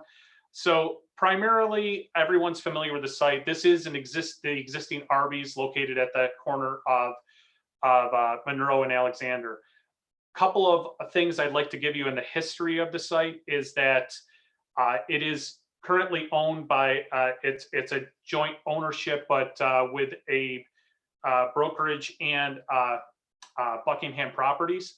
And basically this project, and of course the project across the street Buckingham owns as well, the Earthlink building that is now vacant, and the Jimmy John's is now vacant as well. But the reason why I bring up the building across the street is that when we were we've been working on this project diligently internally with staff since 2018. And we have gone through various iterations of the plan to get to where we are now. And in that, if you will, journey, originally we had, if you look at the existing site, there is the Arby's, and then there's the parking lot that's adjacent to it right next door. The reason why I bring up that parking lot is we are going to subdivide and combine the lots, but originally that was not an option. So that lot, if you just popped it up on the screen, that lot right there to the left of your screen. I was trying to find it, this one here. Yep. Thanks, Matt. That was basically leased parking for Earthlink building. They were leasing it for 2 reasons. They were leasing it for surplus parking, and also I believe Jimmy John's was using that for some customer parking as well, and that base area. The reason why I bring this up is originally, and some of the early designs, we had to maintain that parking lot, and we also had to work on that corner lot. And I know some of the comments that came up with the staff report and some further ones wanted to have the building right at the corner. Now, part of the design process on this is we did have a design with it at the corner. However, if you note, and that's a perfect one, the existing, either one of these, Matt, it doesn't matter, is if you notice, we're an acute angle. This is not a perpendicular site. So we basically can't be exactly on both corners. So we're either on Alexander or we're on Monroe. What ended up happening is, I know some people, and some of the main bone of contention on this project is the drive-through itself. Now, the drive-through, before, when we pushed the building, we had one configuration that pushed it to Alexander and one that pushed it to Monroe Avenue. what that was doing is was creating a circulation pattern behind the building. Okay, that was in early designs. Now, what we did is, and if you go back, Matt, can you go back to the existing site? You'll notice right now that the building's vacant. Arby's is out of business and has been for quite a few months now. It's acting as a cut through. It's almost acting like a corner gas station that people come over Alexander or come on Monroe to avoid the light and just go through. So what we did in the design, once Earthlink actually broke their lease, we were able to now acquire that other parking lot, and it changed what we were able to do. So what we ended up doing in the new design is pushing this building right against the road on Monroe Avenue, but away from Alexander. Now, what this also did is, I know some of the comments are in a pedestrian-friendly urban landscape. We took this opportunity to literally give city and staff and everyone in the neighborhood now an amenity. So basically, if you notice, existing sidewalk on both Alexander and Monroe is 10 feet of existing sidewalk. We incorporated, right now existing as a sea of asphalt, we incorporated a very large green space that also has a corner area with a trellis. So basically, if you're at Dunkin' Donuts or you're at Burger King or you're just walking down the street or you wanted to wait for the bus, there is a nice stop, benches, bike racks, the whole 9 yards as that's in concert with what the new zoning wants to create. We also were able to, from a safety standpoint, this is no longer a cut through, because if you come out of Alexander, you basically have to park if you're parking to eat there and then come back on to Alexander, or you have to go through the drive-through to get out. So now, rather than having cars travel fast, they have to stop at the drive-through, and they are stopped before they're exiting the site. You will notice that another comment that came up, and this was back and forth, we had Monroe County DOT wanted us to eliminate the second drive on Monroe and just have it on Alexander's main. The fire department wanted access on both. So we came up with a compromise that there's a right in only on Monroe, and obviously the right out would be the drive-through lane. So you have, from a fire access, you actually have 10 feet of sidewalk in front of the building. You have a right in, right out on Monroe, and you have full access on Alexander, in and out. So we addressed that from a safety standpoint. We also, we also were able to minimize the amount of variances we're in front of you today about. We had, I think, approximately 7, and we're down to 4. The 3 we were able to get rid of were, one really wasn't used, the amount of parking spaces, which I want to come back to that. But the minimum height of the building had to be 20 feet. We raised the building facade to over the 20 feet. We also increased the transparency that was on Monroe Avenue. It was at 68%. I think we're at like 74% now. So we're definitely over the 70% threshold. And we also, can we go back to landscaping plan? They were requesting screening on the against the residential lots that are both, if you look at this, it would be both on the southeast side and the southwest side. On top of this, I know some comments came in on staffing that there wasn't enough landscaping. Keep in mind, as we're looking at this plan, there are currently 4 trees on the site and they're mature. We are keeping 2 of those trees and adding 9 trees on this small lot. We are also, that's just full height deciduous trees. We are also adding arborvitaes along both property lines on the backside, as well as shadow box fencing, board on board on both sides. So we're heavily improving this whole area. We're significantly landscaping the corner, and obviously adding more of a seating area, as I said earlier. And one of the things is, I know you can't have your cake and eat it too, if you will, is like you either have to have a public amenity and green space and pedestrian friendly, or you have the building on the corner. Now, keep in mind, the existing building right now, as it stands, if someone renovates and takes that as a restaurant, has 33 parking spaces. We are proposing, and we were approved by city council, to 13. So there's a significant impact, a decrease, if you will, of parking spaces. The other thing is you're allowed 11. The planning commission allowed us the 13 because the 2 we're going to use as shared parking because the neighbors across the street asked that we had some parking there if they ever needed it. And they are currently renting 2 spaces from Buckingham as we speak. So we accommodated that with the 13. Now that's not in front of you, but I just wanted to kind of explain a little bit of the background. All of this being said, we addressed the fire department. We addressed the pedestrian connection from Alexander because the CPC, when they gave us approval, keep in mind, we had comments. We went through about almost a 2-year process with staff, and we were able to get to a consensus and have the planning commission give us a unanimous approval on the project for coming up with something that really does work. The one thing that doesn't work, and I'm putting the skunk on the table, as people say, is I can't overcome the prejudice against Burger King. And I know there's some people that just don't want a Burger King there. I know there's an Arby's there now. They don't want to see a Burger King there. I can't overcome that.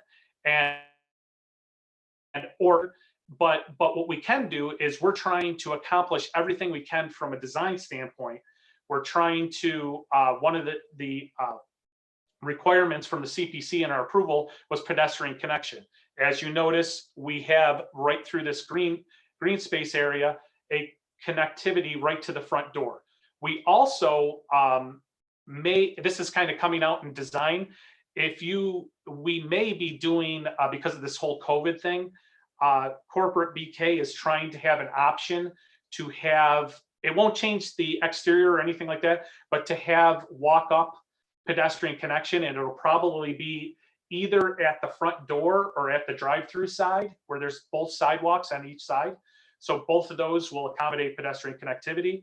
We have the bike racks at the corner. Now, quite frankly, we could have put the bike racks right next to the building, but we thought it would be nicer to have a public amenity at the corner. We are also, if you look at that very corner, there's an existing issue that DES literally has public utilities on private property. And part of this proposal is to donate that piece of property to them. So we're correcting another issue that currently is quite an interesting thing, because that traffic light is actually on private property, and obviously we want to correct that for it. We talked about the right-in drive. The drive-through in this design is completely concealed. So I realize that not everyone's keen to a drive-through. However, this drive-through, what we put it is on this east side of the property, if you will, northeast side, that it's 100% 6-foot arborvitaes with a fence and 3 trees on that side. You're going to be, and the whole drive-through approach also has landscaping on it. We also added arborvitaes covering the back door. One other of the variances is basically the collection area. I want to make sure everyone understands that is a masonry area. It is not an exposed dumpster. It has ornamental gates that are on the front that are solid. So basically on that site, and it's also screened. If you look at this from Alexander, it is screened 100% from trees on either side. There's trees on either side of it, and basically landscaping. So if you want to increase the landscaping, right at that parking lot side, that's right, if you will, it would be due east of the D on Alexander. That we could add more landscaping. We don't have, not against that by any means. And also that little box that's there was a question that came up, that is the existing transformer. So we don't know what the utility company is going to require. We have it accommodated that transformer exists as it is, and we'll screen it. We just don't know where they want it. If we don't have it there, we would put it right near the rear entrance behind the dumpster. Pretty much where that arborvitae is where the, behind the dumpster, the first one that's adjacent to the dumpster, back of the dumpster, that's where the transformer would go. But that would have to be obviously approved by the utility company. We just wanted to make sure it was accommodated either way.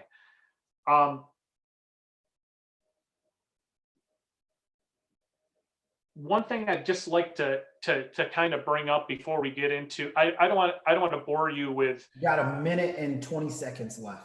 Okay, no problem.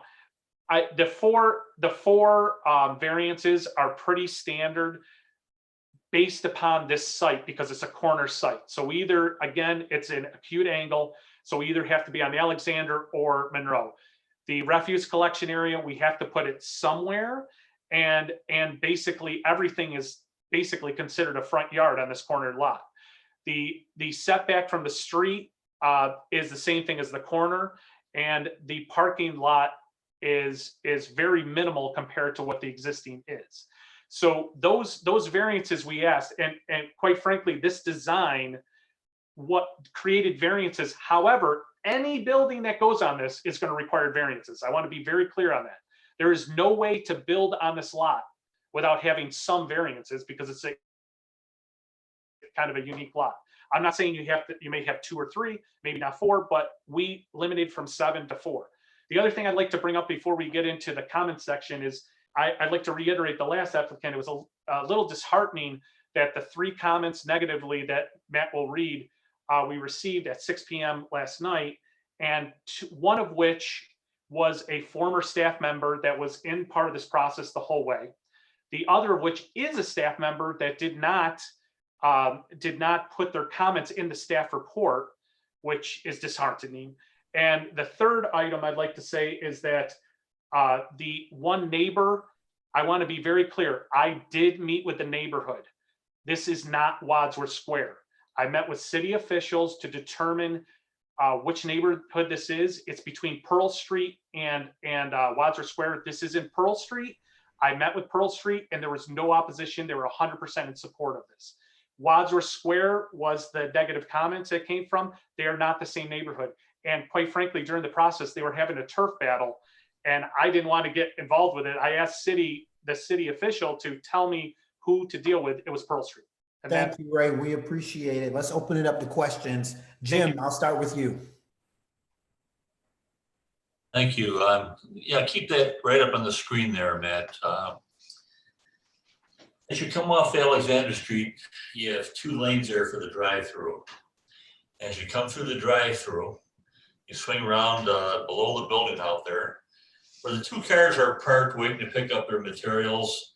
What is the material just towards the bottom there? Is that asphalt?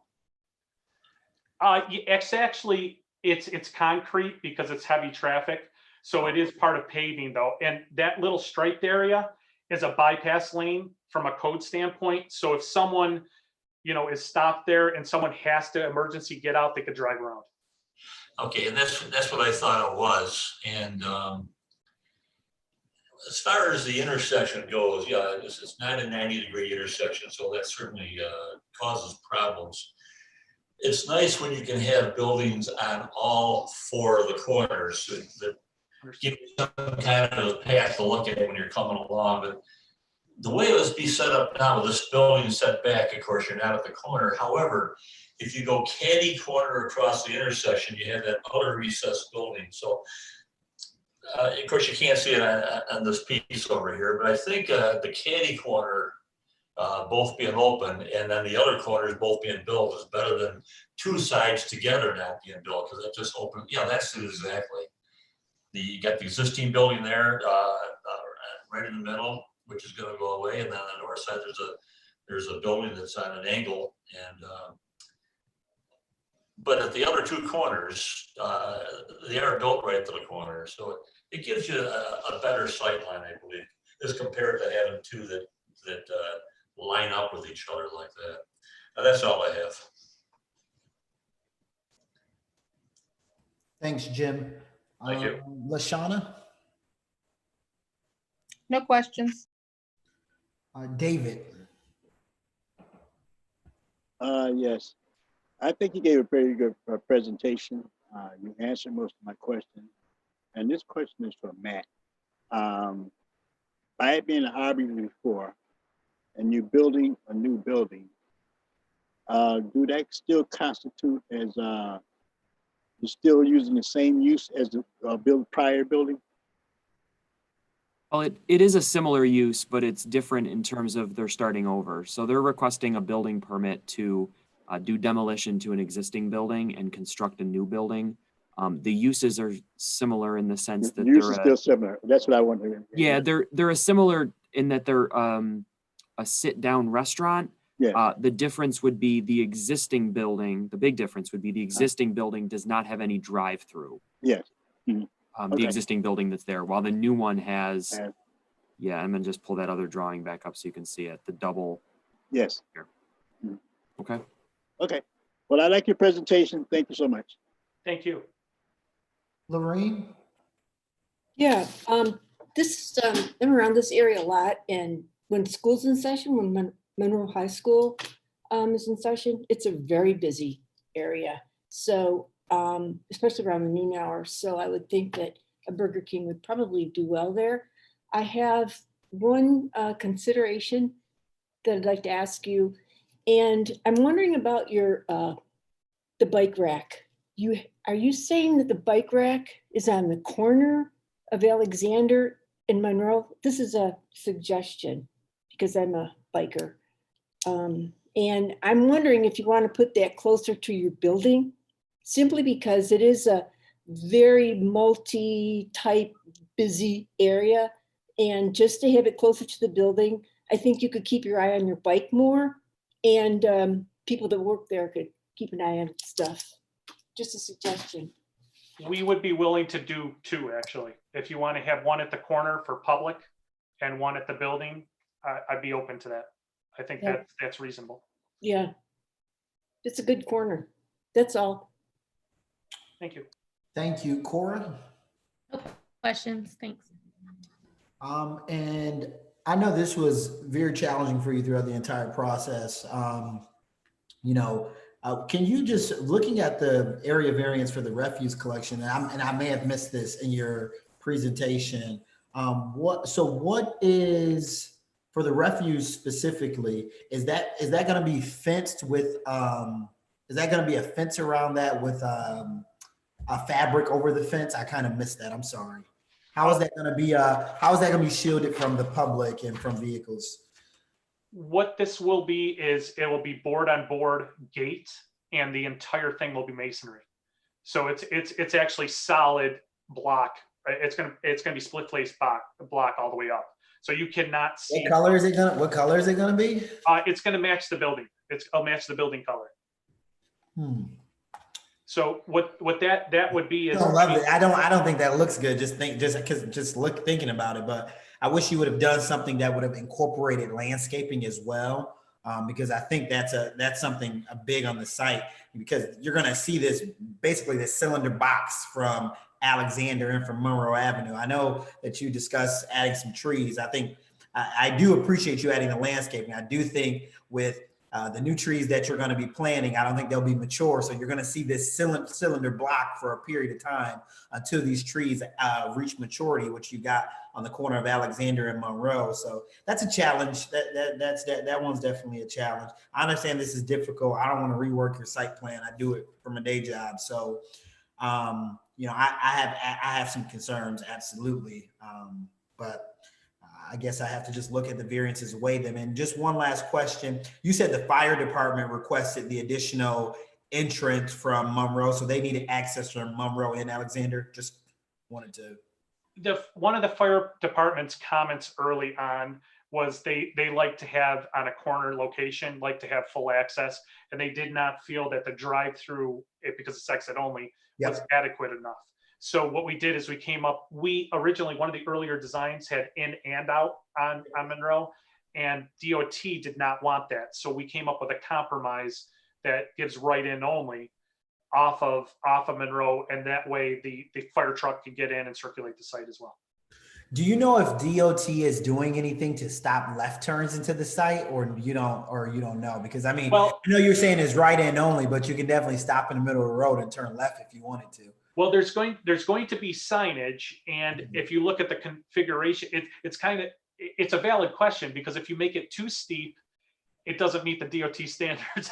So you have to make it wide enough that it works, but Okay, I think I see it now. I think Matt pointed out are the setbacks for us, so I do kind of see the curve that the curb is having. So the curb is gonna have some angle that, okay. Correct. I'm with you.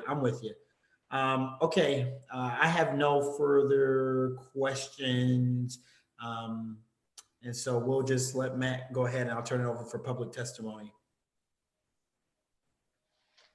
I have one other question. Yep, go ahead. Did you say, sir, did you say that you were thinking of a walk-up too? Oops. yes, if you notice, I'm not sure where it would be, because they're looking at it nationally and how they're going to deal with the whole COVID-19 thing, and it will either be at the front door, or if you look at the drive-through, do you see that gray area with the little door right there? That is 100% sidewalk and curb, so it's completely protect on the other side on the drive-through side. Yeah, right there. Yes. Mhm. So that area is potential that we could put a walk-up window right at that area. Okay. So it gives you two options basically. Okay. That would be very easy for kids, for the high school kids. It's just Agreed. a big kid area. Okay, thank you. You're very And I welcome. have one more question. I just thought of, I forgot it. I did have it at the beginning. And you provide the 2 drive-ups just for stacking purposes. Can you just talk a bit about how Burger King evaluates the 2-car stack before they go into the 1 drive lane? How that's evaluated and it's determined that it's needed? What you're 100% right. What the double drive-through does is it actually reduces the queuing depth. So what happens is when you put an order, if one order was going slower, cars stack up. And by the way, the city of Rochester standards for stacking are higher than most towns. So this actually allows for, at every access point, 4 cars behind it. So what it does is essentially you have, rather than 4 cars on a single drive-through, you have 8 cars stacked up that now merge into one. And if you've been to any of the newer fast foods, they're all going to that. They're also all eliminating the pay window and drive-through window. So you'll notice in this, there's just one window. So you do both actions, you pay and get your food at the same time. Okay, thank you. Matt, I'll turn it over to you. Okay, so we will now read the public comment that has come in since the publication of the staff report. And this is regarding 327-347 Monroe Avenue, which is file V-060-1920. Excuse me. The first one comes from Jason Haremza of 34 Wilcox Street. It states, to the zoning board, excuse me, I'm sorry. I empathetically urge the denial of this request. This single-story, single-use, vehicle-oriented building is not in keeping with the spirit or intent of the C2 zoning district. The original proposal located the building at the corner of Monroe and Alexander with the drive-through operation to the south and east of the structure. While not ideal, this at least preserved a semblance of urbanism. The revised proposal, which appears to have been done solely to satisfy the vehicle impacts associated with the drive-through operation, per Monroe County Department of Transportation and DES Department of Environmental Services references in the site plan findings. This, despite concerns raised by other city departments, including the planning office and the fire department. It's distressing to me that the supposed needs of vehicle movement for a drive-through restaurant are prioritized over good planning principles and pedestrian safety. I would remind, nay, plead that with the zoning board not to allow this type of vehicle-oriented development on one of the city's most pedestrian-oriented corridors, mere steps from the center city, the urban heart of the entire region. There are acceptable places for site designs. My apologies. There are acceptable places for a site design like this, with the building set back from the street with parking between the building and the street. West Ridge Road, Jefferson Road, Empire Boulevard. Monroe Avenue, one of the region's premier urban mixed-use avenues, is not it. I live nearby and walk this portion of Monroe and Alexander on a regular basis and find there are already too many vehicle-oriented businesses in the area with parking in front of the building, including McDonald's, Dunkin' Donuts, 7-Eleven, 3 gas stations, and the small plaza at Monroe and Rutgers. Please do not allow further unraveling of this important piece of Rochester's urban fabric. Thank you for your consideration of these comments and your thoughtful review of this project. Again, comment came from Jason Haremza. The next letter comes from Linda Magi of 45.5 Marshall Street. The letter reads, to members of the Zoning Board of Appeals, I am writing to urge you to deny the variances requested for the proposed Burger King at 327 to 341 and 347 Monroe Avenue. I would like to call your attention to 120-41, the purpose statement for the C2 district, which includes the following. The C2 district is preserved through appropriate design elements, amenities, or treatments that create, enhance, and reinforce the urban design, the design relationships between the building sites and streets and still establish an ambiance that is uniquely urban and pedestrian oriented. The creation of an ambiance that is uniquely urban, the creation of an ambiance that is uniquely urban and pedestrian oriented is the overarching goal of all of the provisions of the zoning code related to this district.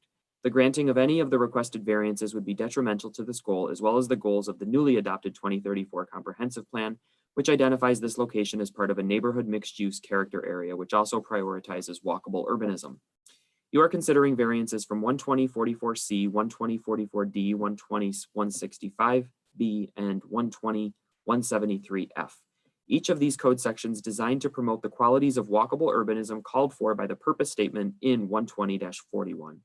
The most basic rule of walkable urbanism, especially on a commercial street, is that buildings should be built at or very close to the public sidewalk.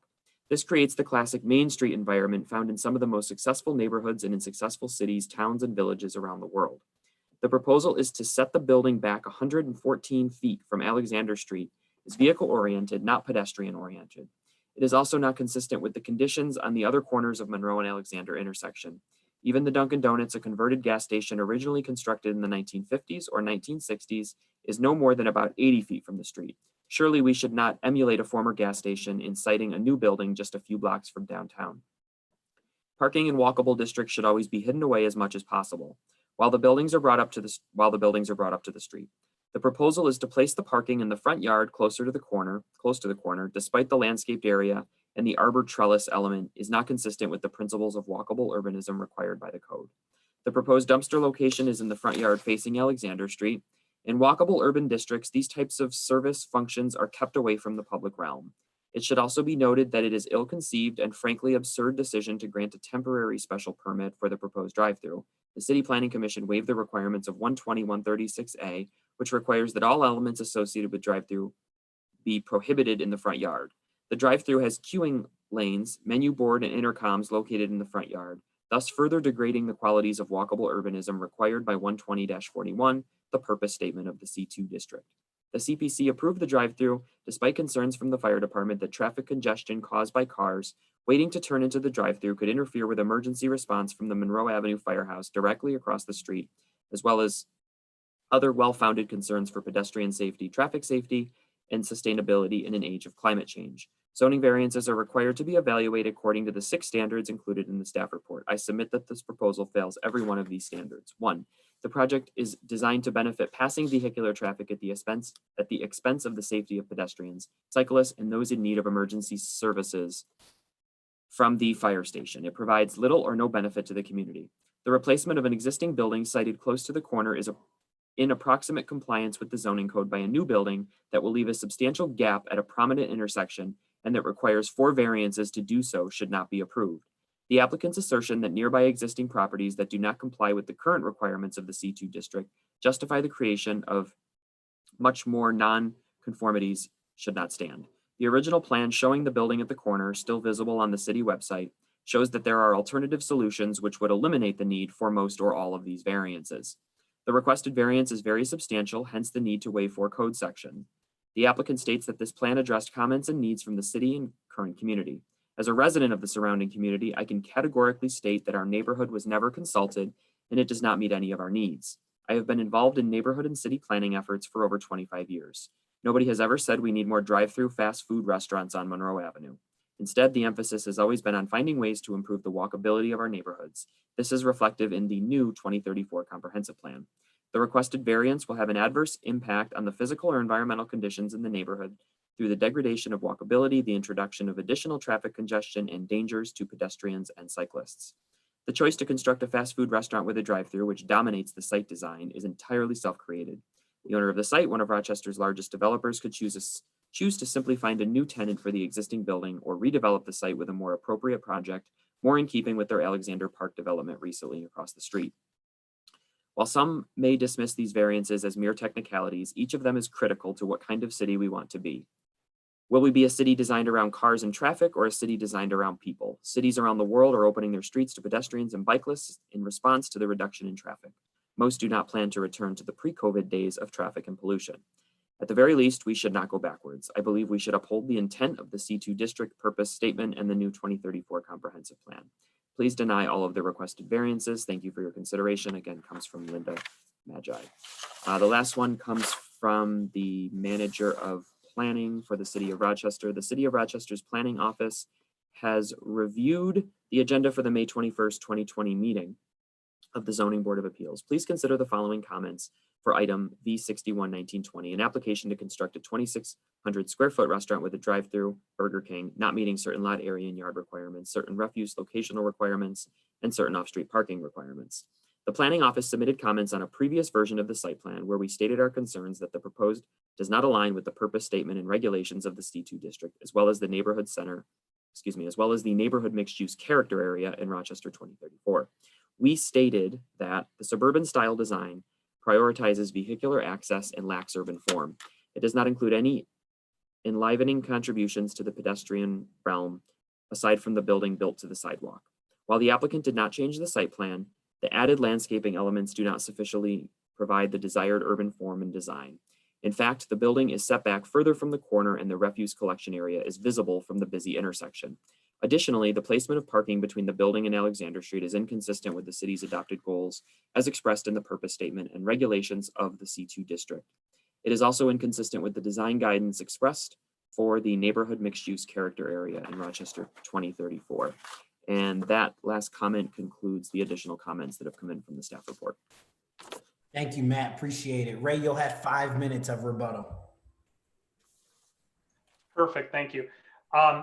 What I'd like to take from the last one forward is one of the things I stated earlier on is it's kind of a little bit disheartening to me on the basically manager of planning that keep in mind the city council's jurisdiction and scope was to approve the drive-through, which has been approved. And they also looked at it from the standpoint that they have 3 years to see if there are any problems created that they could go back and take a second look at it. So I want to make sure that everyone understands that all of these comments were presented to the city council, and the city council still voted unanimously in favor of the project as it was designed, with the couple of things that we actually changed and addressed all their comments. The second thing is I was referring to Jason is a former employee of the city, and he actually in his letter kind of states a point that I'd like to spell out, that keep in mind, one long block away is McDonald's. There's Dunkin' Donuts across the street. There's 7-Eleven. There's 3 gas stations. And really, this is kind of a prejudice against a certain other business, which is Burger King. So if they can be here and there's an Arby's there currently, why couldn't a Burger King go there? So that's one thing I'd like to bring up. The other thing is I want to make sure everyone understands Jason specifically was part of when we had the design at the corner, and that was the original design. Working with internal staff, we all got to this plan as the best option to push the building against Monroe Avenue. And also what it does by creating this green space is I brought up that we were willing to donate the green space to the city. They did not want that because we were going to call it a pocket park. And they didn't want it because they want eventually to have the option for someone else to develop a multi-story building at the corner. So if it's just green space right now and another proposal comes, 10 years from now, that provides that opportunity. So I wanted to just make sure everyone understands that we have addressed all the DES comments. We have addressed the fire marshal comments. We have addressed the CPC requirements. And the third thing is the one neighbor that says they were not consulted. They are not a neighbor, I was told. In this neighborhood, it's the Pearl Street District. I met with the Pearl Street District. Nancy Johns Price coordinated this for me. And I did on February 20th, 2019, early on in the process, started meeting with the neighborhood. So I am not avoiding the neighbors by any means. I'm just going to the ones that are the correct neighborhood. And respecting that. So with that being said, I think I'll leave it at that. I need to jump in and make one correction. This project did not go before City Council. It went before City Planning Commission. I apologize.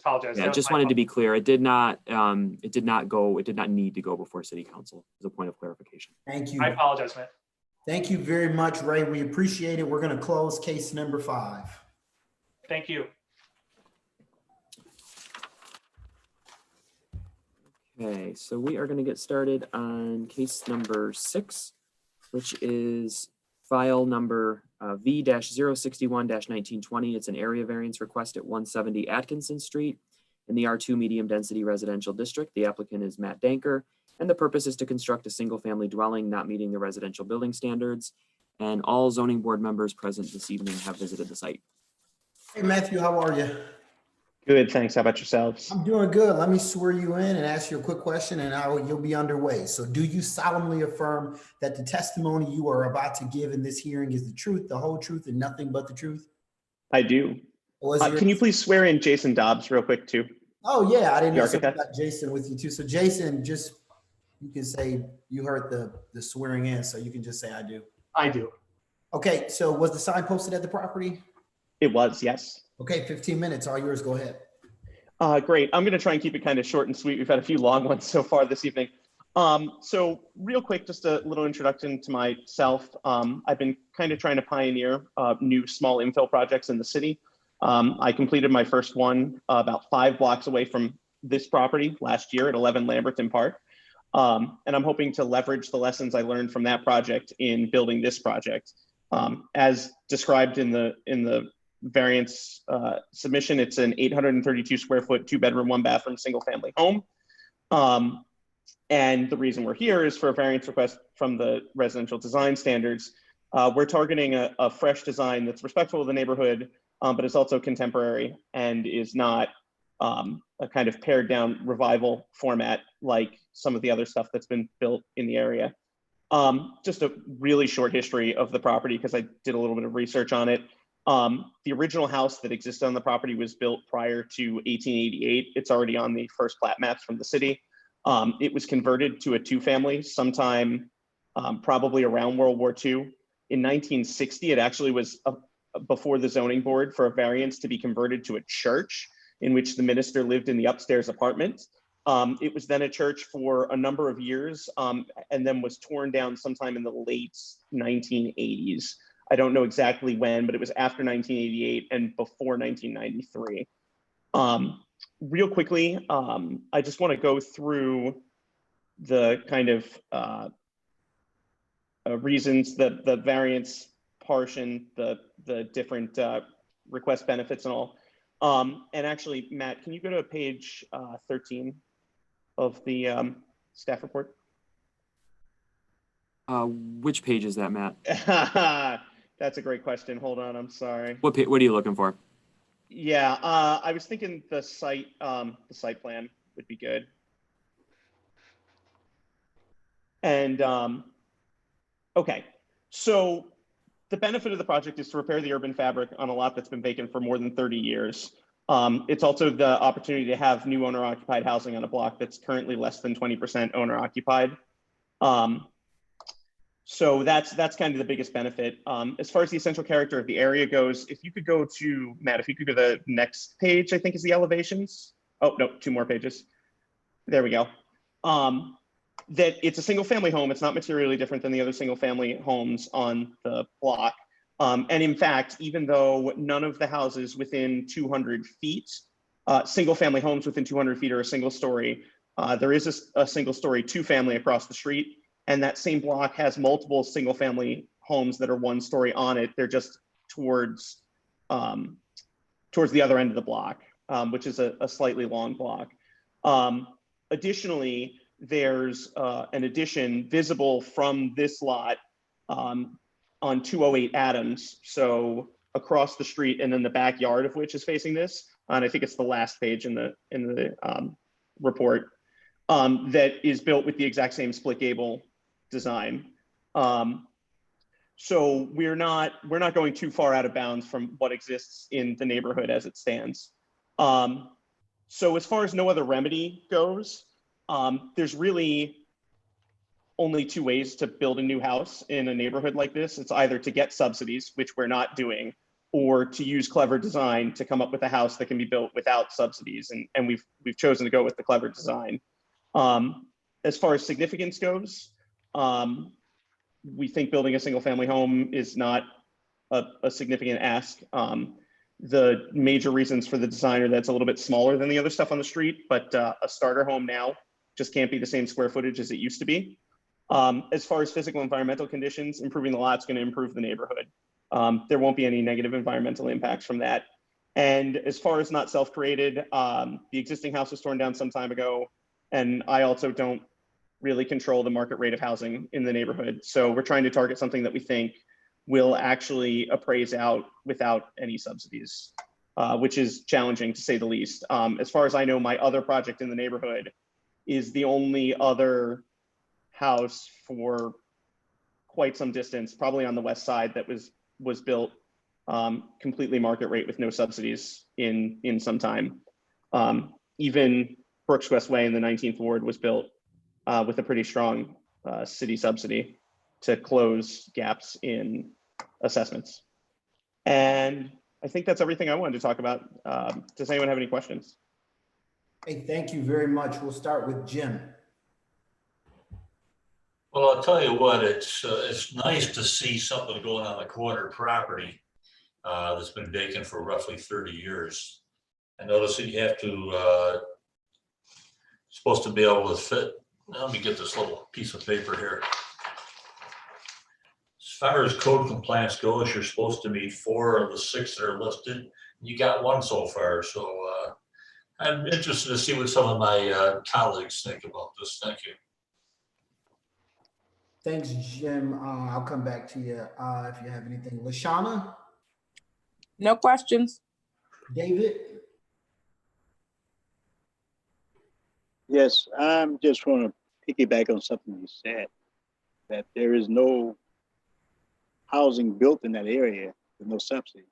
I'm meaning to correct you. I'm not trying to be false or anything. Right around on Troop Street in the Trooper Reynolds, those properties were built without subsidies. The parade of homes from 1994? Yes. Okay. For those 4 homes, it was built without subsidies. That's good to know. It was sold at market rate. But I just want to make a statement. What is the square footage of this property? Of the lot or of the house? I'm sorry. Of the lot. Of the house, I'm sorry. No problem. The house is 832 square feet. Because I don't have my glasses with me. How many bedrooms? 2. 2 bedrooms. You can't get much in 800, David. that's what I'm saying, 800. I'm saying, whoa. Oh man, that's a bungalow. Nice. David is a bungalow. Mm-hmm. A bungalow. Yeah.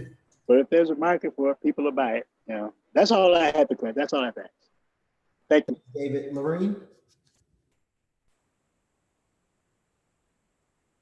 Yeah, I think it's it's a quote unquote small house. So, a lot of people are building small houses, all over the place.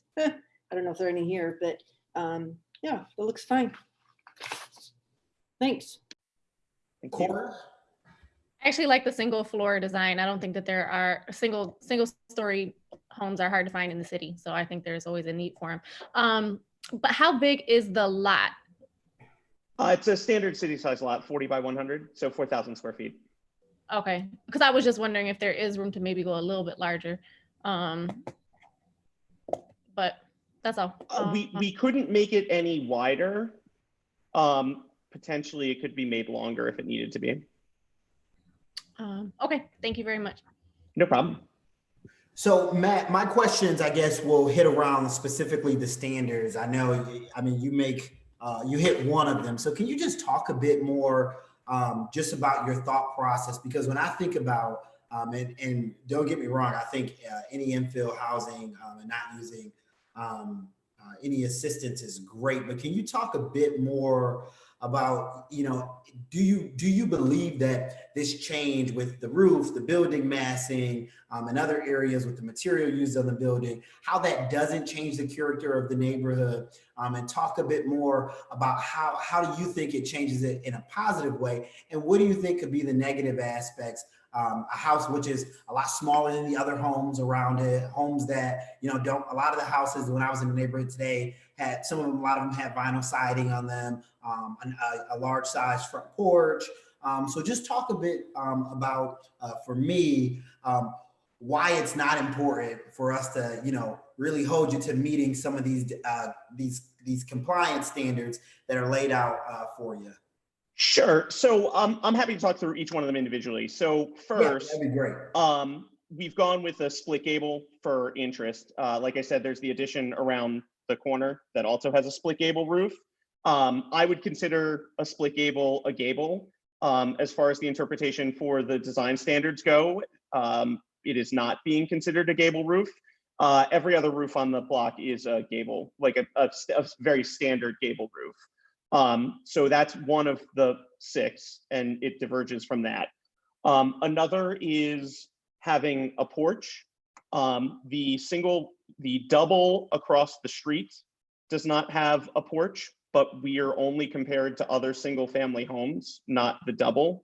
Also, the other single story homes that are also on this block, but not within 200 feet, don't have porches. So we're not that different from other houses on the block, more so different from some of the houses within 200 feet. So it's not a huge change from that perspective. One of the biggest ones, like I said, while there are other single family homes on the block, the majority of homes in the immediate vicinity of this are 2 stories. We're building a single family home partially for cost reasons, but also at the end of the day, there's real demand for single family product or single story product, and there's very little of it in the city, especially in a neighborhood like this, where it's desirable for people to be able to age in place and have that kind of option. So I really do believe in this single story setup, which is going to be at odds with the other houses nearby in this exact spot. One of the other places where we diverge is the use of vertical siding for part of the form. So the part of the building facing Tilden Street is going to be a standard 4x4 clap siding, but the interior side of it, so the half of the front face and then the wall to the 5-foot setback from the neighboring property, so the interior wall, are going to be a vertical board and batten siding. We're doing it for style. For better or worse, almost every single house on the block is purely double 4-plank siding now.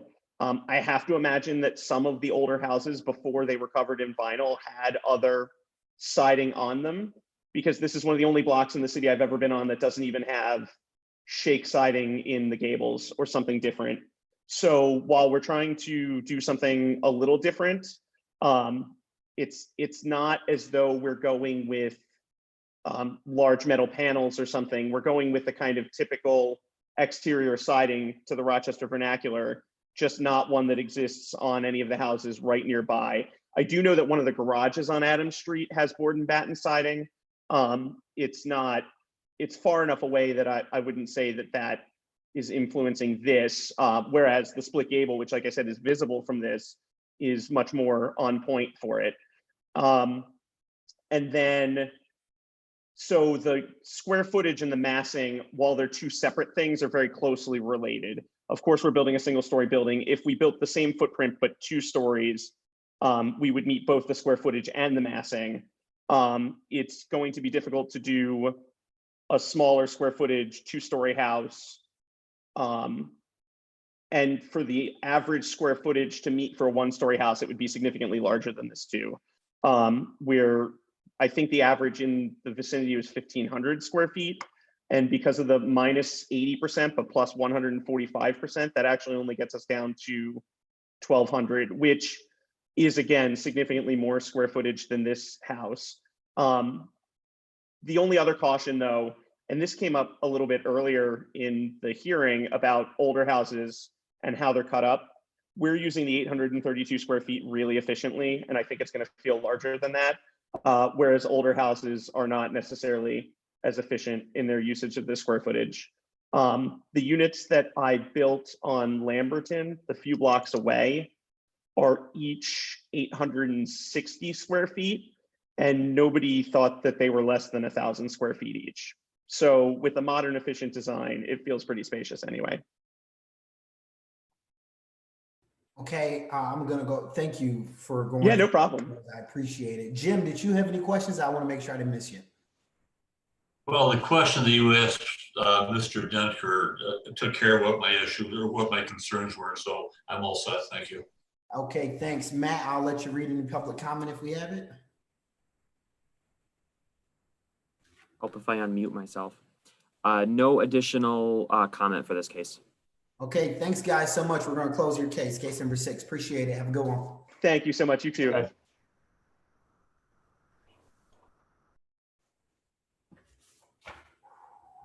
All right, case number 7 is file V-062-1920. It's an area variance at 12 Gregg Street in the R3 High Density Residential District. Applicant is Sarah Warren, and the purpose is to install a driveway to serve a 2-family dwelling that terminates at the rear wall of the structure, not leading to a legal parking space.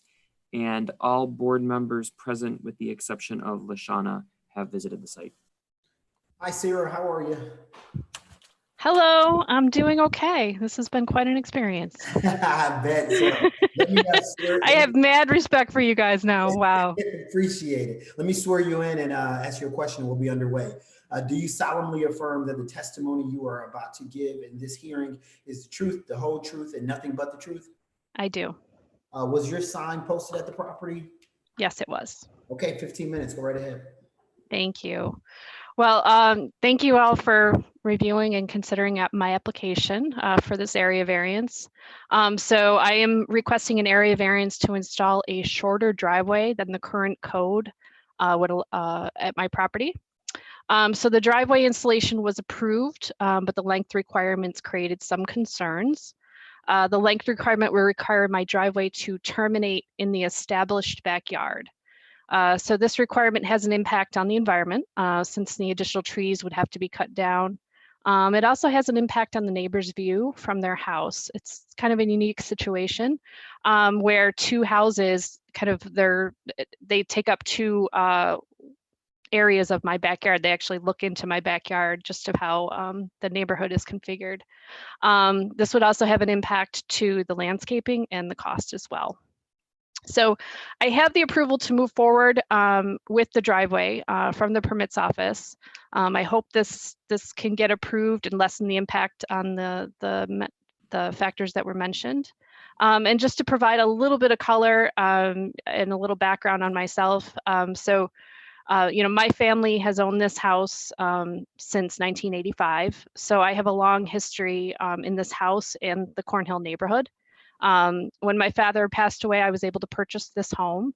My brother is actually my neighbor over at 60 Hubble Park. He looks into my backyard. I just needed to put this driveway in just because just some changes in the neighborhood over the last 15 years where some more homes are become rental properties. So you have just increased occupancy. And back in the day, you know, we had no problem parking right in front of our house, but it has just become quite a challenge now. So, you know, we typically have to park blocks away. So I have the opportunity to put a driveway in. I have the space to put a driveway in. And I just would hope that I can keep my backyard the way it is and just put a slightly shorter backyard in. I mean, a slightly shorter driveway in. I think Matt has something to say about permit. Yeah, I just wanted to clarify, Sarah, you're referring to, you worked with DES, right? Correct. Regarding the curb cut. Yeah, so what the applicant's referring to is the area between the private property line and the street. She's required to work pretty extensively with DES regarding any relocation of any facilities like street lighting, street trees, and anything like that. So she's already been working with them and has been given the clear, it sounds like, based on that. So just to clarify. Okay, thanks. Sarah, are you all set? Can we open it up for questions? Yes, thank you. Jim, I'll start with you. Thank you. By the way, you do have a beautiful spot out there, and it's just a pleasure to be in the Cornhill area. You're kind of fortunate that you have people virtually right across the street that already have short driveways. That makes it an easier decision for me. I'm also very happy that you're concerned about your neighbors and what they're going to see if that driveway, in fact, did extend to the back. So I think it's a good choice. I'm all set. Thank you. Thanks, Jim. Lashana? No questions. David? No questions. I just want to thank her for being courteous to her neighbor and considering the shorter driveway. I like that. That's it. Lorraine? No questions. Cora?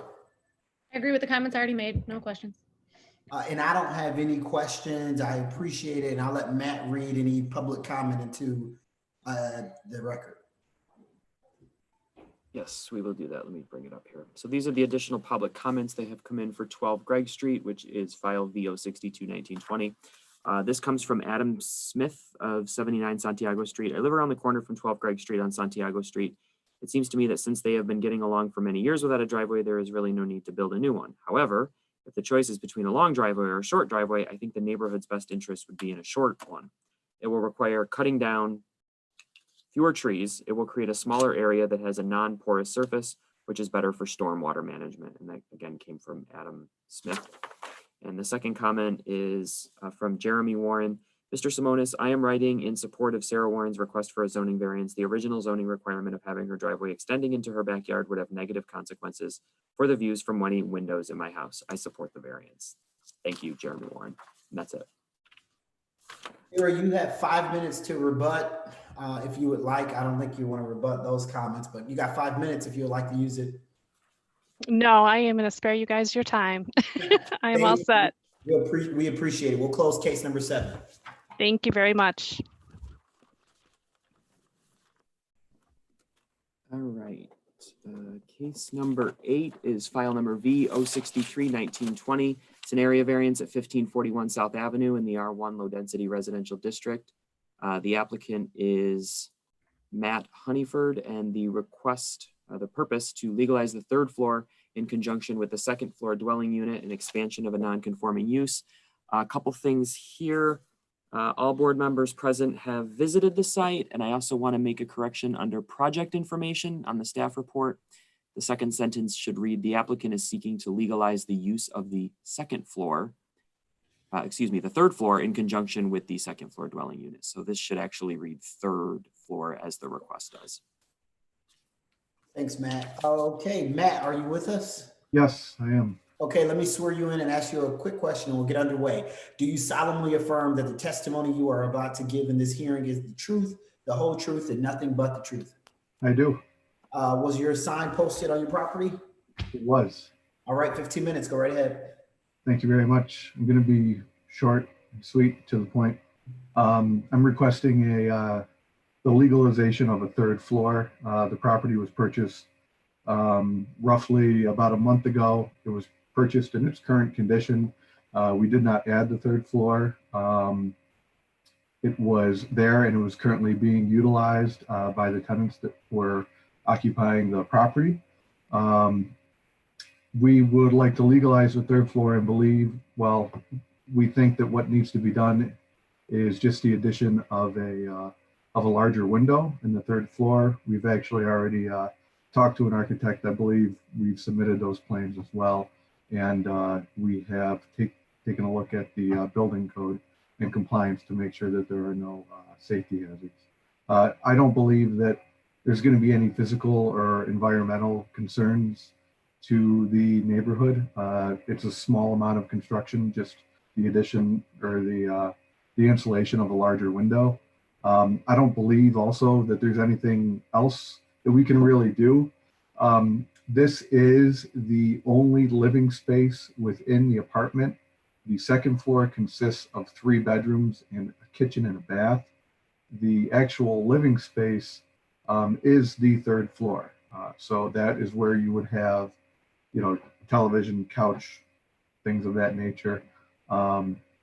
And to change all of that would require us to seal off, rip out whatever's in the third floor right now, and then actually we would have to I don't know, maybe deconvert this into something smaller, which I don't think that's what the neighborhood would want. This property was purchased below market value, but I believe that when we're done, because we are also renovating the unit pretty substantially, and as well as the building next door, that it is just going to increase the surrounding property values. Another reason why I don't think that this is going to impact the physical conditions or actually the character of the area is that if you were to look up and down the 2 blocks surrounding our house, of the 10 houses on that street on South Avenue, 6 of them are multifamily properties. One of them that already has a legalized third floor. One of them is a mixed use office / apartment. And then 2 of them, the 2 remaining properties, if my math is right, maybe 3, is a single family house. Also, as we look at where Rochester is going through the Rochester 2034 placemaking plan, this property is currently located in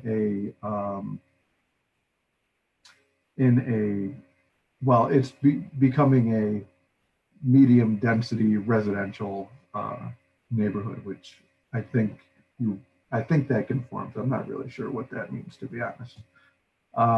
So that's my thing. I'm just going to be quiet now and let you guys ask some questions. I want to jump in real quick. Can the applicant clarify the square footage of the third floor for me? I believe that it is 250 square feet. 250, you said?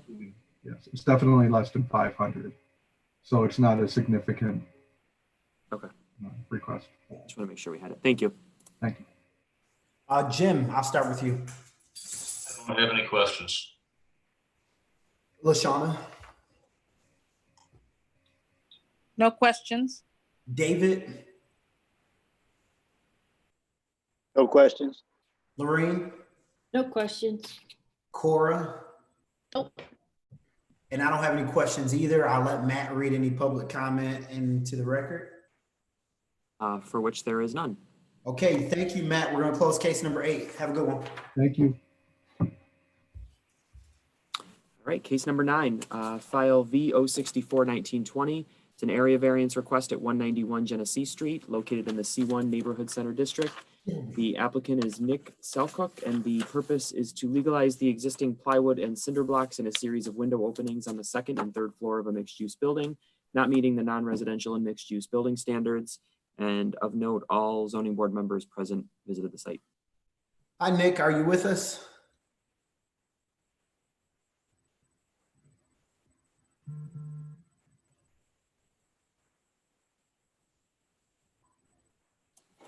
Is Nick with us? He was with us earlier.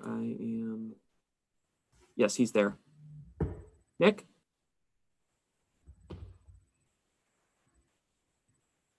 Is it showing he's muted or? It's not showing he's muted.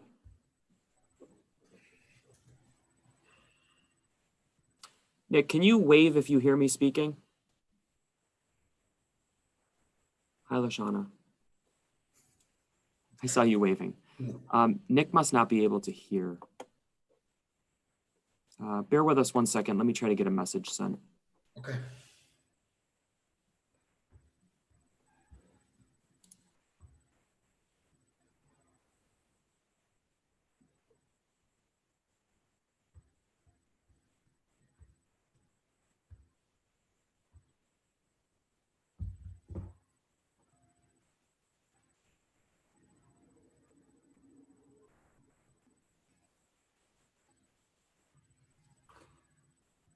I'm going to put this in front of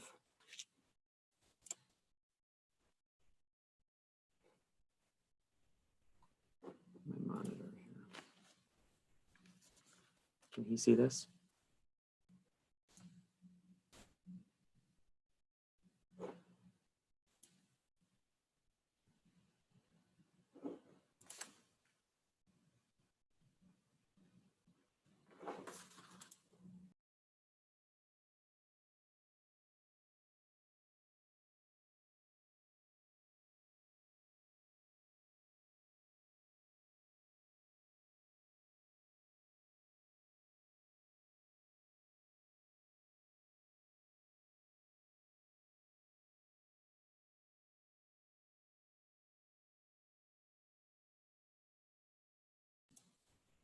We're sending a message right now. Bear with us 1 moment, please. I think he's connecting to audio right now. Nick, can you hear me? Are you on? Oh, let's unmute him. Nick, can you hear me? Yes, I hear you now. Okay, perfect. All right, we are good to get started with your case. We just introduced it for 191 Genesee Street. So you are on deck. Okay, Nick, let me swear you in and ask you a question. We'll get started. Do you solemnly affirm that the testimony you are about to give in this hearing is the truth, the whole truth, and nothing but the truth? I just kind of hard time to hear you guys. Hold on 1 second. So how the volume turn on this or this one? Just give me 1 second. Voice is coming very low. It's on this one, but it should be turned on more than this one. There's no mute on it. Hold on.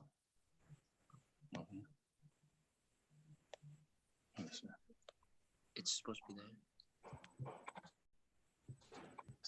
Okay, that one.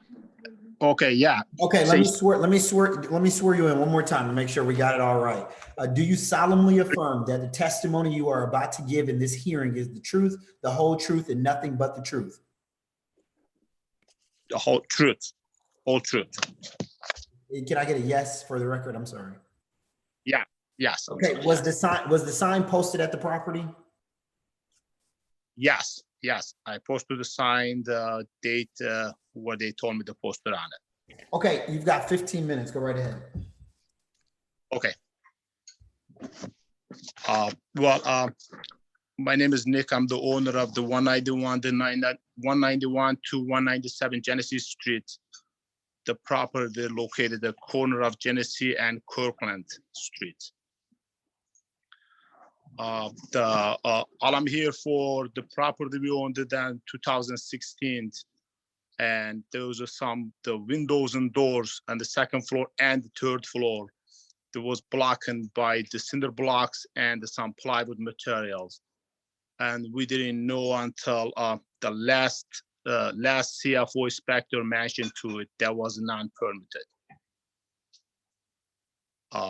So that's all I'm here for, and I just want to get that permitted and legalize it. I presented everything else, what I did, how the windows are blackened for, how they did it, everything. Remodel it, canceled some windows, divided the rooms. I have enough lighting, enough windows. I had a floor plan. I have to show it to you, to the boards. So that's all I'm here for. Just the windows and door. They block them with the same material, same cinder block as in the building walls. Okay, thanks, Nick. Each board member is going to go through and ask you some questions, okay? So we'll start with Jen. Okay. Oh, okay, I've been to the site twice. I didn't see any kind of a sign. Did you have it inside the building in one of the businesses? No, none of the inside door was blocking. You mean some of the inside door was blocking and canceling? I just couldn't see the sign that you said was posted. I was wondering where it was. Mine was, first I put them onto the brick walls, which right at the corner of the Genesee and Kirkland, but the wind was blowing, ripping the sign. Then I put them in the very, very big window onto grocery store, the first grocery store, and right middle of that big glass window. It was clearly visible. Okay, thank you. Now, did you, you said you've owned this place for 4 years? Since 2016, yes. Me and my partner. And so somebody else blocked up the windows and put that material in there. Windows were blocking off before 1995. So we have a picture from the county and see this website. We know that was happening before 1995. But the last CFO inspector getting her attention, she said she couldn't find the permit for that. Thank you. Yep. Lashana, No questions. David, Yes, several questions. You shown in this packet here that you're giving diagrams of apartments in the building. Yes. Are you doing anything to the building, or are you expanding in any way? I'm sorry, about what? About the inside or outside the building? Inside. No, inside everything has been done. I am not doing any changes in anything inside. Because the reason I was asking, I'm not trying to be sarcastic in any way. Please forgive me if you're thinking that I am. I've been aware of this building for a very long time. And I don't know if it's having any merit on this or not, but we're building a $35 million building across the street from me. And what we're finding is that building that you own there is really heavily drug infested. And the churches there are really, really hard up about what's going on in that building. And I want to know, if we give you this variance, would you do anything about cleaning up that front of that building? I'm sorry, I just didn't get it. I mean, I get the most of the questions. So do I have to, does something need to be done inside the building? No, I was just saying, you know, we're doing some lot of renovation in that area. And I'm saying to you, there's a very big concern with the churches in that area, but you're directly across the street from one, and another church around the corner from you, which is building some $35 million apartment building. And their concern is, what are you doing about the people in the front of that building? That's, be honest with you, that's my biggest problem. I've been going through since, first of all, we gave the building the management by some management company, professional management company. They couldn't do too much, and I taken over myself. I'm on top, I'm doing myself because I can't trust anybody doing anything. That's my biggest problem, be honest with you, sir. I've been working with RPD, calling them, communicate with them. So the group peoples in Genesee Street, they come in by and sometimes stand in the corner of my building. I,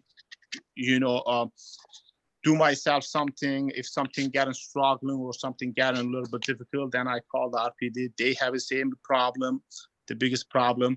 I do my best. I put my cameras, I put signs and everything, and I just run near daily basis now. Is like my full-time job for that building right now. I'm trying to do the clearest possible, but I'm not allowed to do something more than what I'm doing it. Okay, thank you.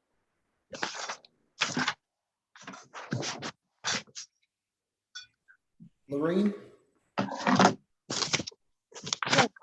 I was wondering, do you, sir, do you have any plans to do anything to the exterior of the building? I have couple plan I heard some of the gentlemen from the 19th ward chair member or something, they just mentioned to something else we're supposed to done it. Open up the walls, open up the storefronts, making more glass, more visible, more open and more modern.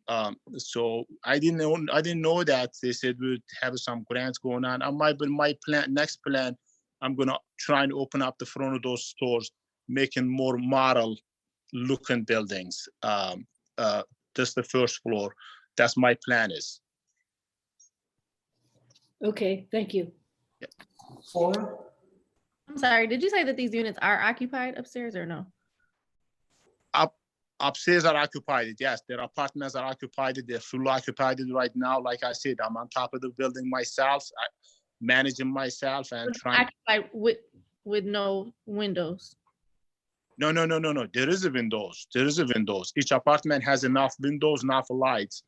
And I have I did visit the site. I just wanted to ask really quick because I didn't notice that I'm looking at it now where the fire escapes are. Are those windows operable? Where the fire escapes are, whenever windows are blocked, they've been blocked because they're not into the room right now. They're either in the hallway or the room has two windows. Okay, what I'm asking is the fire escape attached to a window that is operable? Oh yeah, that's operable. Yes, that's also active window. They can get after the window, go to the main fire escape. And have you considered converting these blocked off windows back into operable windows? No, if I do that, I wouldn't be here today. Okay. Thank you. Yeah. Thanks, Cora. So my first question to you, and I'm gonna repeat what David said. I in no way mean to offend you, but do you actually think that this building looks good from the exterior? Do you think with the cinder blocks and the plywood on the exterior, this building looks good do you think it actually looks good for the neighborhood and it brings up the neighborhood and the value and it brings good character to the neighborhood? Do you, as a homeowner, I mean, as someone who owns the property, do you actually think that? Is that question was to me? Yes, sir. Oh, okay. The windows are blackened with the cinder block, which is you cannot see is a different windows. Like I said, light wise, apartment wise, there was no problem. I have measurement over the light. Only the two doors, one in the front, one in the back, they are the plywood. Nick, let me stop you because you're not answering my question. Let me try to rephrase the question. Do you think that the exterior of this building with the cinder block windows and the plywood, do you think that looks pleasant? It is look pleasant. I don't see anything looking good bad. Yeah, I have no further questions. Thanks, appreciate it, Nick. Matt, I'll turn it over to you for public comment. Okay, so this is the public comment for 191 Genesee Street. The first one comes from John DeMott, 19th Ward Zoning Committee Chair.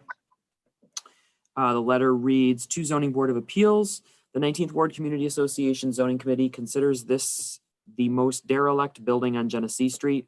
Apartment windows and doors were recklessly and ineptly replaced with bare cinder block and painted plywood, all without the benefit of a permit. It's appalling that it could be ignored for years and could now even be legalized. We ask that the board deny this application. It fails at least 3 of the criteria for approval. Detriments versus benefits. I'm going to get this caught up on the screen.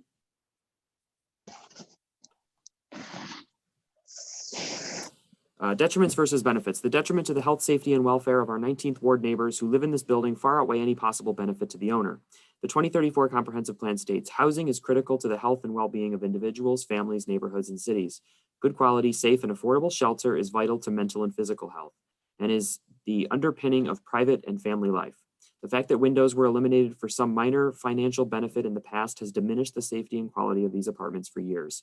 Our hearts are with the families. Yes, children live in these apartments whose housing choices were so desperate that they rented inferior housing in this substandard building. Undesirable change of the essential character of the area. The character of Genesee Street is defined by its 1920 vintage mixed-use buildings. For example, 174, 178 Genesee Street, the historic Enon Baptist Church and St. Mary's campus, and the modern Wilson Foundation Academy serving over 1,100 students. Quoting from the 2034 plan, buildings are the face of our streets. Design and maintenance can impact the way we feel walking down the street, conveying a sense of beauty, history, pride, or neighborliness, or leaving us with a sense of abandonment, struggle, anxiety, or decline. The blatant filling in of windows with bare cinder block and covering exits with painted plywood is clearly detrimental to nearby properties and the character of the neighborhood. Other remedies exist. Clearly the covered over windows and exits could be properly replaced. The applicant never considered it and produced no estimates for such work. It's entirely possible such an improvement could be amortized, cost justified via adjusted rents and or funded by housing grants. We ask the zoning board deny this variance and require that the property be brought into compliance to respect both its future residents and the adjoining neighborhood. Again, from John DeMott. The letter was then followed by a number of photographs, which you see on your screen now. Existing buildings on the top three, building present on the bottom. Next letter comes from the Genesee Corridor Business Association. It states opposition to variance at 191 Genesee Street. The Genesee Corridor Business Association, after discussion in its meeting of May 13th, 2020, wishes to document its strong opposition to the variance to legalize the filled-in windows. The derelict condition of this property has kept it on our top 10 list for code enforcement priority over the past 20 years, no exaggeration. The current variance application needs to be viewed in context with the history of this property. The City Zone Commercial Corridor Study speaks to importance of code enforcement, zoning, and maintenance of private commercial corridor property. It's exasperating that this property has, for whatever reasons, never achieved compliance. A check with the Southwest Neighborhood Service Center will show no less than 6 sightings for nuisance issues, one of which required the building to be totally vacated. Per the Neighborhood Service Center, it has a history of 141 closed cases, a clear indication of its utter lack of responsible operation. The NSC could find no permit issued to specifically reduce the number of size and windows in the 2nd and 3rd floor apartments. Ironically, when the owner was asked to remove the unsightly ghetto commercial roll downs, he produced an approved permit that allows him to keep them. Although the current owner has held the property since 2016, in 4 years, he has made zero effort to bring the property up to parity with appearances of every other similar mixed-use building on Genesee Street. Some appearance issues such as signage, exterior lighting, and removing store window grates are eligible for City NBD 50/50 small business matching grants that we constantly promote to our owners. Literature on commercial corridor crime shows a strong linkage between property condition and the incidence of crime. It should be no surprise that 191-197 Genesee Street holds the distinction of having Genesee Street's highest RPD rate call for service. For the 4 years, 2016 to 2019 of current ownership, the property has averaged 108 calls per year.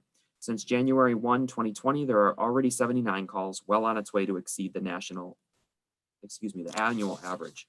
The calls include 2 homicides, multiple calls for weapons, vice, drugs, assaults, fights, menacing, family trouble, disorderly conduct, shots fired, shot spotter activations, and warrants. RPD data shows homicides occurred at 191-197 Genesee Street on 4/29/20, just 3 weeks ago, 12/25/2017, 6/20/2014, 9/1/2013, adjacent at 211 Genesee, at 8/23/2007, nearby at 88 Kirkland Road, and 4/20/2003 across the street at 200 Genesee.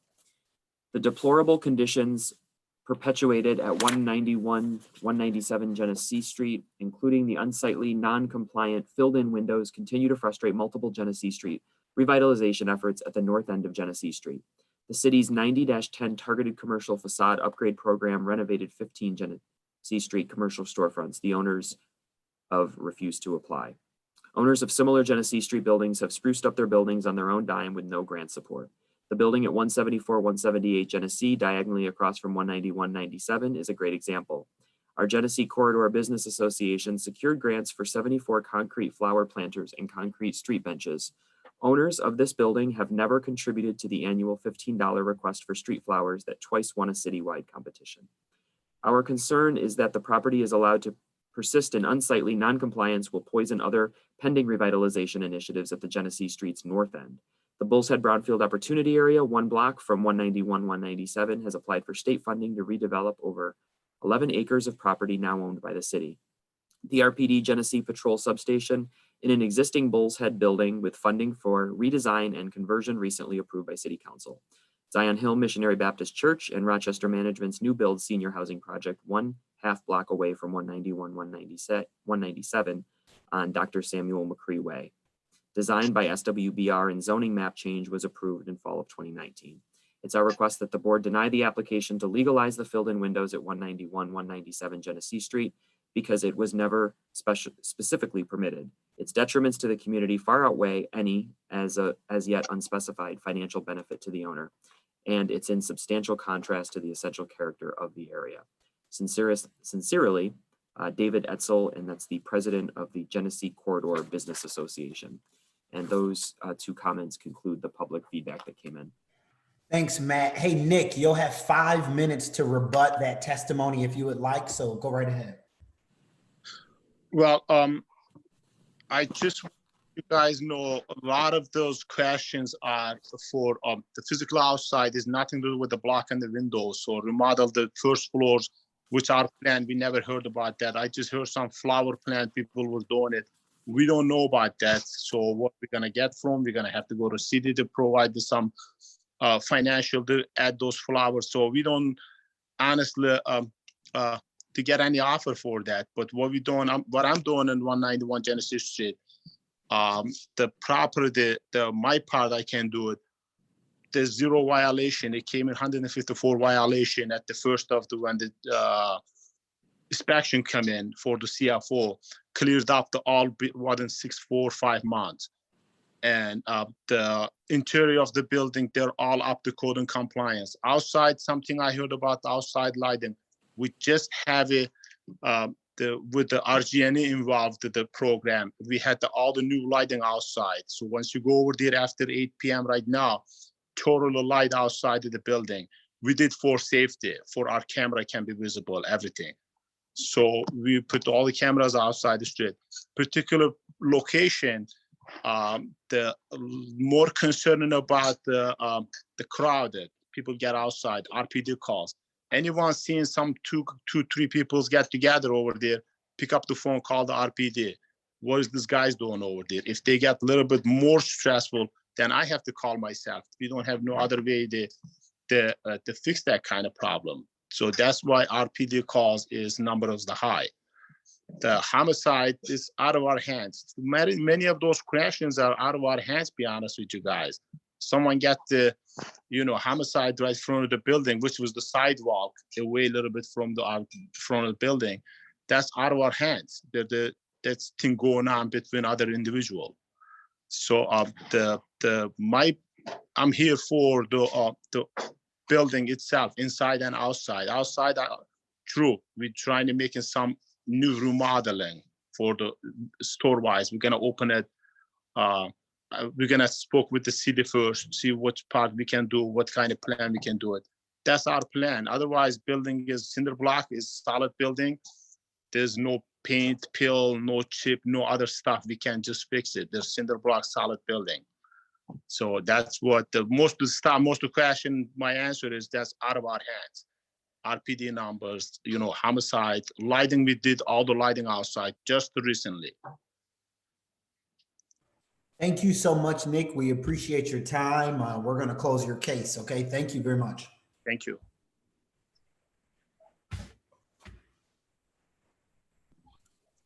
Okay, we are going to get started then with the last case number 10, file V065-1920. It's an area variance request at 153, 155 Averill Avenue in the R2 medium density residential district. The applicant is Jill Gussow, and the purpose is to demolish the rear structure on the property, which is a designated building of historic value. And for the record, all board members present this evening have visited the site. Hey, thank you. Hi, Jill. Are you with us? Can you hear me? Yes, I can. I can see you too. Thanks for Great. being with us for the long haul tonight. Let me swear you in and we'll get right underway. Okay. You solemnly affirm that the testimony you are about to give in this hearing is the truth, the whole truth, and nothing but the truth? Yes, I do. Was the sign posted at the property? Yes, it was. Okay, the time is yours. Okay. An introduction. I bought the house with my husband 30 years ago. It was perfect at the time. The back house was going to be my studio. And we lived upstairs and we rented downstairs. After my husband passed away, it didn't really work as my studio that well because I didn't feel particularly safe going into it. I never went into it at night because of the way it's set back, and there's small spaces on either side and behind it. And so it wasn't working for me. So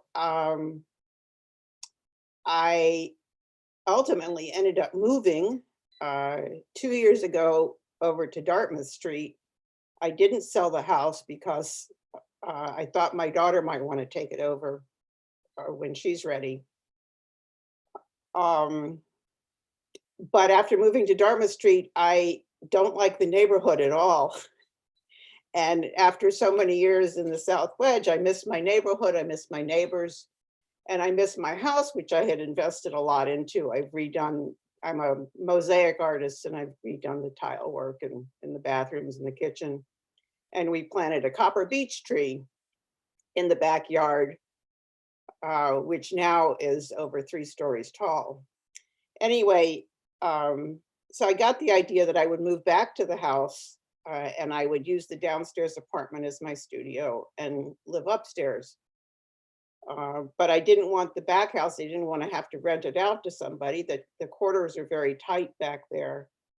When I thought about possibly selling it and buying some other place in the South Wedge, it's a perfect house for somebody an LLC in California to own because it's 3 units and there's no driveways, there's no off-street parking. And I didn't want to actually contribute that to the neighborhood. So anyway, so I decided that tearing down the house and back would give me more of a garden, which my daughter is very interested in. I would feel a lot safer, and it's less apt to end up being a multi-dwelling that's overseen by somebody in California. So I went to the city to ask, what do I do about how do I go about tearing down a building? And they said, well, first of all, you have to do an asbestos remediation. So I did that, and I did it with the idea that the house was going to be torn down. So, and the people who did the asbestos remediation did it in such a way that the house was going to be torn down. So the windows are all ripped out. The siding was ripped off. It's pretty unsightly at this point. The chimney was torn out, so there's a gaping hole in the roof going all the way down to the basement. So anyway, so when my contractor went to get the permit, I said, that's when I found out that it was part of the historic designation. So the architectural, anything that was of value architecturally went a long time ago when they put the asbestos siding on it. And put there's 2 like little concrete stoops, I guess you would call them, that are very suburban looking. So, and then the inside, when I used it as my studio, the kitchen is already removed, and I had taken out some walls as well to make a bigger working space. So anyway, so now it looks quite a mess, and I would really like to move back there and get it functioning as a cared for property and a place that I feel comfortable and get back to my own neighborhood. I have support from my neighbors. They can't wait for me to come back, which is really nice. And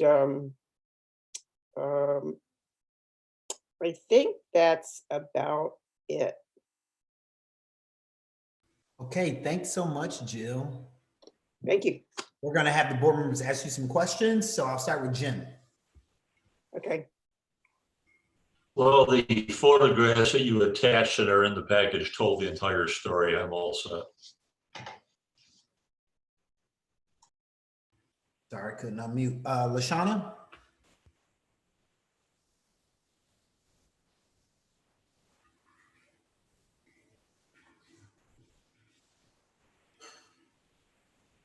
Lashana, you with us?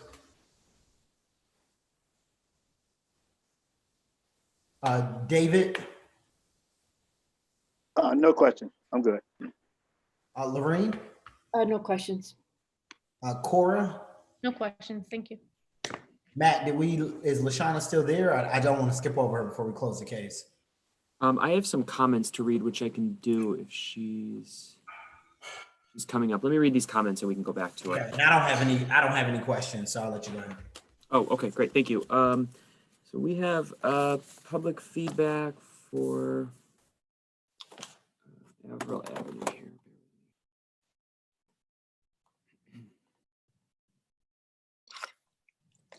Additional public comments, we have one from Judith Bennett of 111 Avril Avenue, file V065-1920, case number 10, to whom it may concern. I am writing to support the demolition of the rear structure at 153-155 Avril Avenue, which is a designated building of historic value. Although such buildings are important to the character and history of the South Wedge, this particular building has deteriorated far beyond repair. In this condition, and should it remain standing, it would become a haven for raccoons, skunks, woodchucks, and feral cats in the neighborhood. The building is not visible from the street and few people even know it exists, so it is not an integral part of the neighborhood and would not be missed. Please contact me if you have any questions. Sincerely, Judith Bennett. And there's one additional comment that comes from Sharon Turner of 135 Hamilton Street. Dear Mr. Simonis, I received postcard notification of the hearing on May 21st for the area variance for the property at 153-155 Avril Avenue. I have seen the condition of the rear structure and am writing in support of its demolition. I believe the demolition of the rear structure will provide the front house with a decent sized yard and at the same time enhance both the historic and general value of the front house. I have lived on Hamilton Street in the South Wedge neighborhood since 1987, first as a renter and now as an owner of my house since 1994. The South Wedge neighborhood has historically had a number of houses with a house in the rear. Some of these were built as rentals and some were garages or barns converted to houses to provide income for the owner of the front house. A number of the ones in poor to fair condition have been removed over time. I recall that the house next to me at 125 Hamilton Street had a 2-story rail structure, formerly 127 Hamilton Street, which was part of that property. When 125 Hamilton Street went through tax foreclosure, the city opted to demolish the rear house to create a decent yard for the front house, thus adding significantly to the value of the front house. It would make sense to apply the same philosophy to 153-155 Avril Avenue. Sincerely, Sharon Turner. And those are all the comments for that.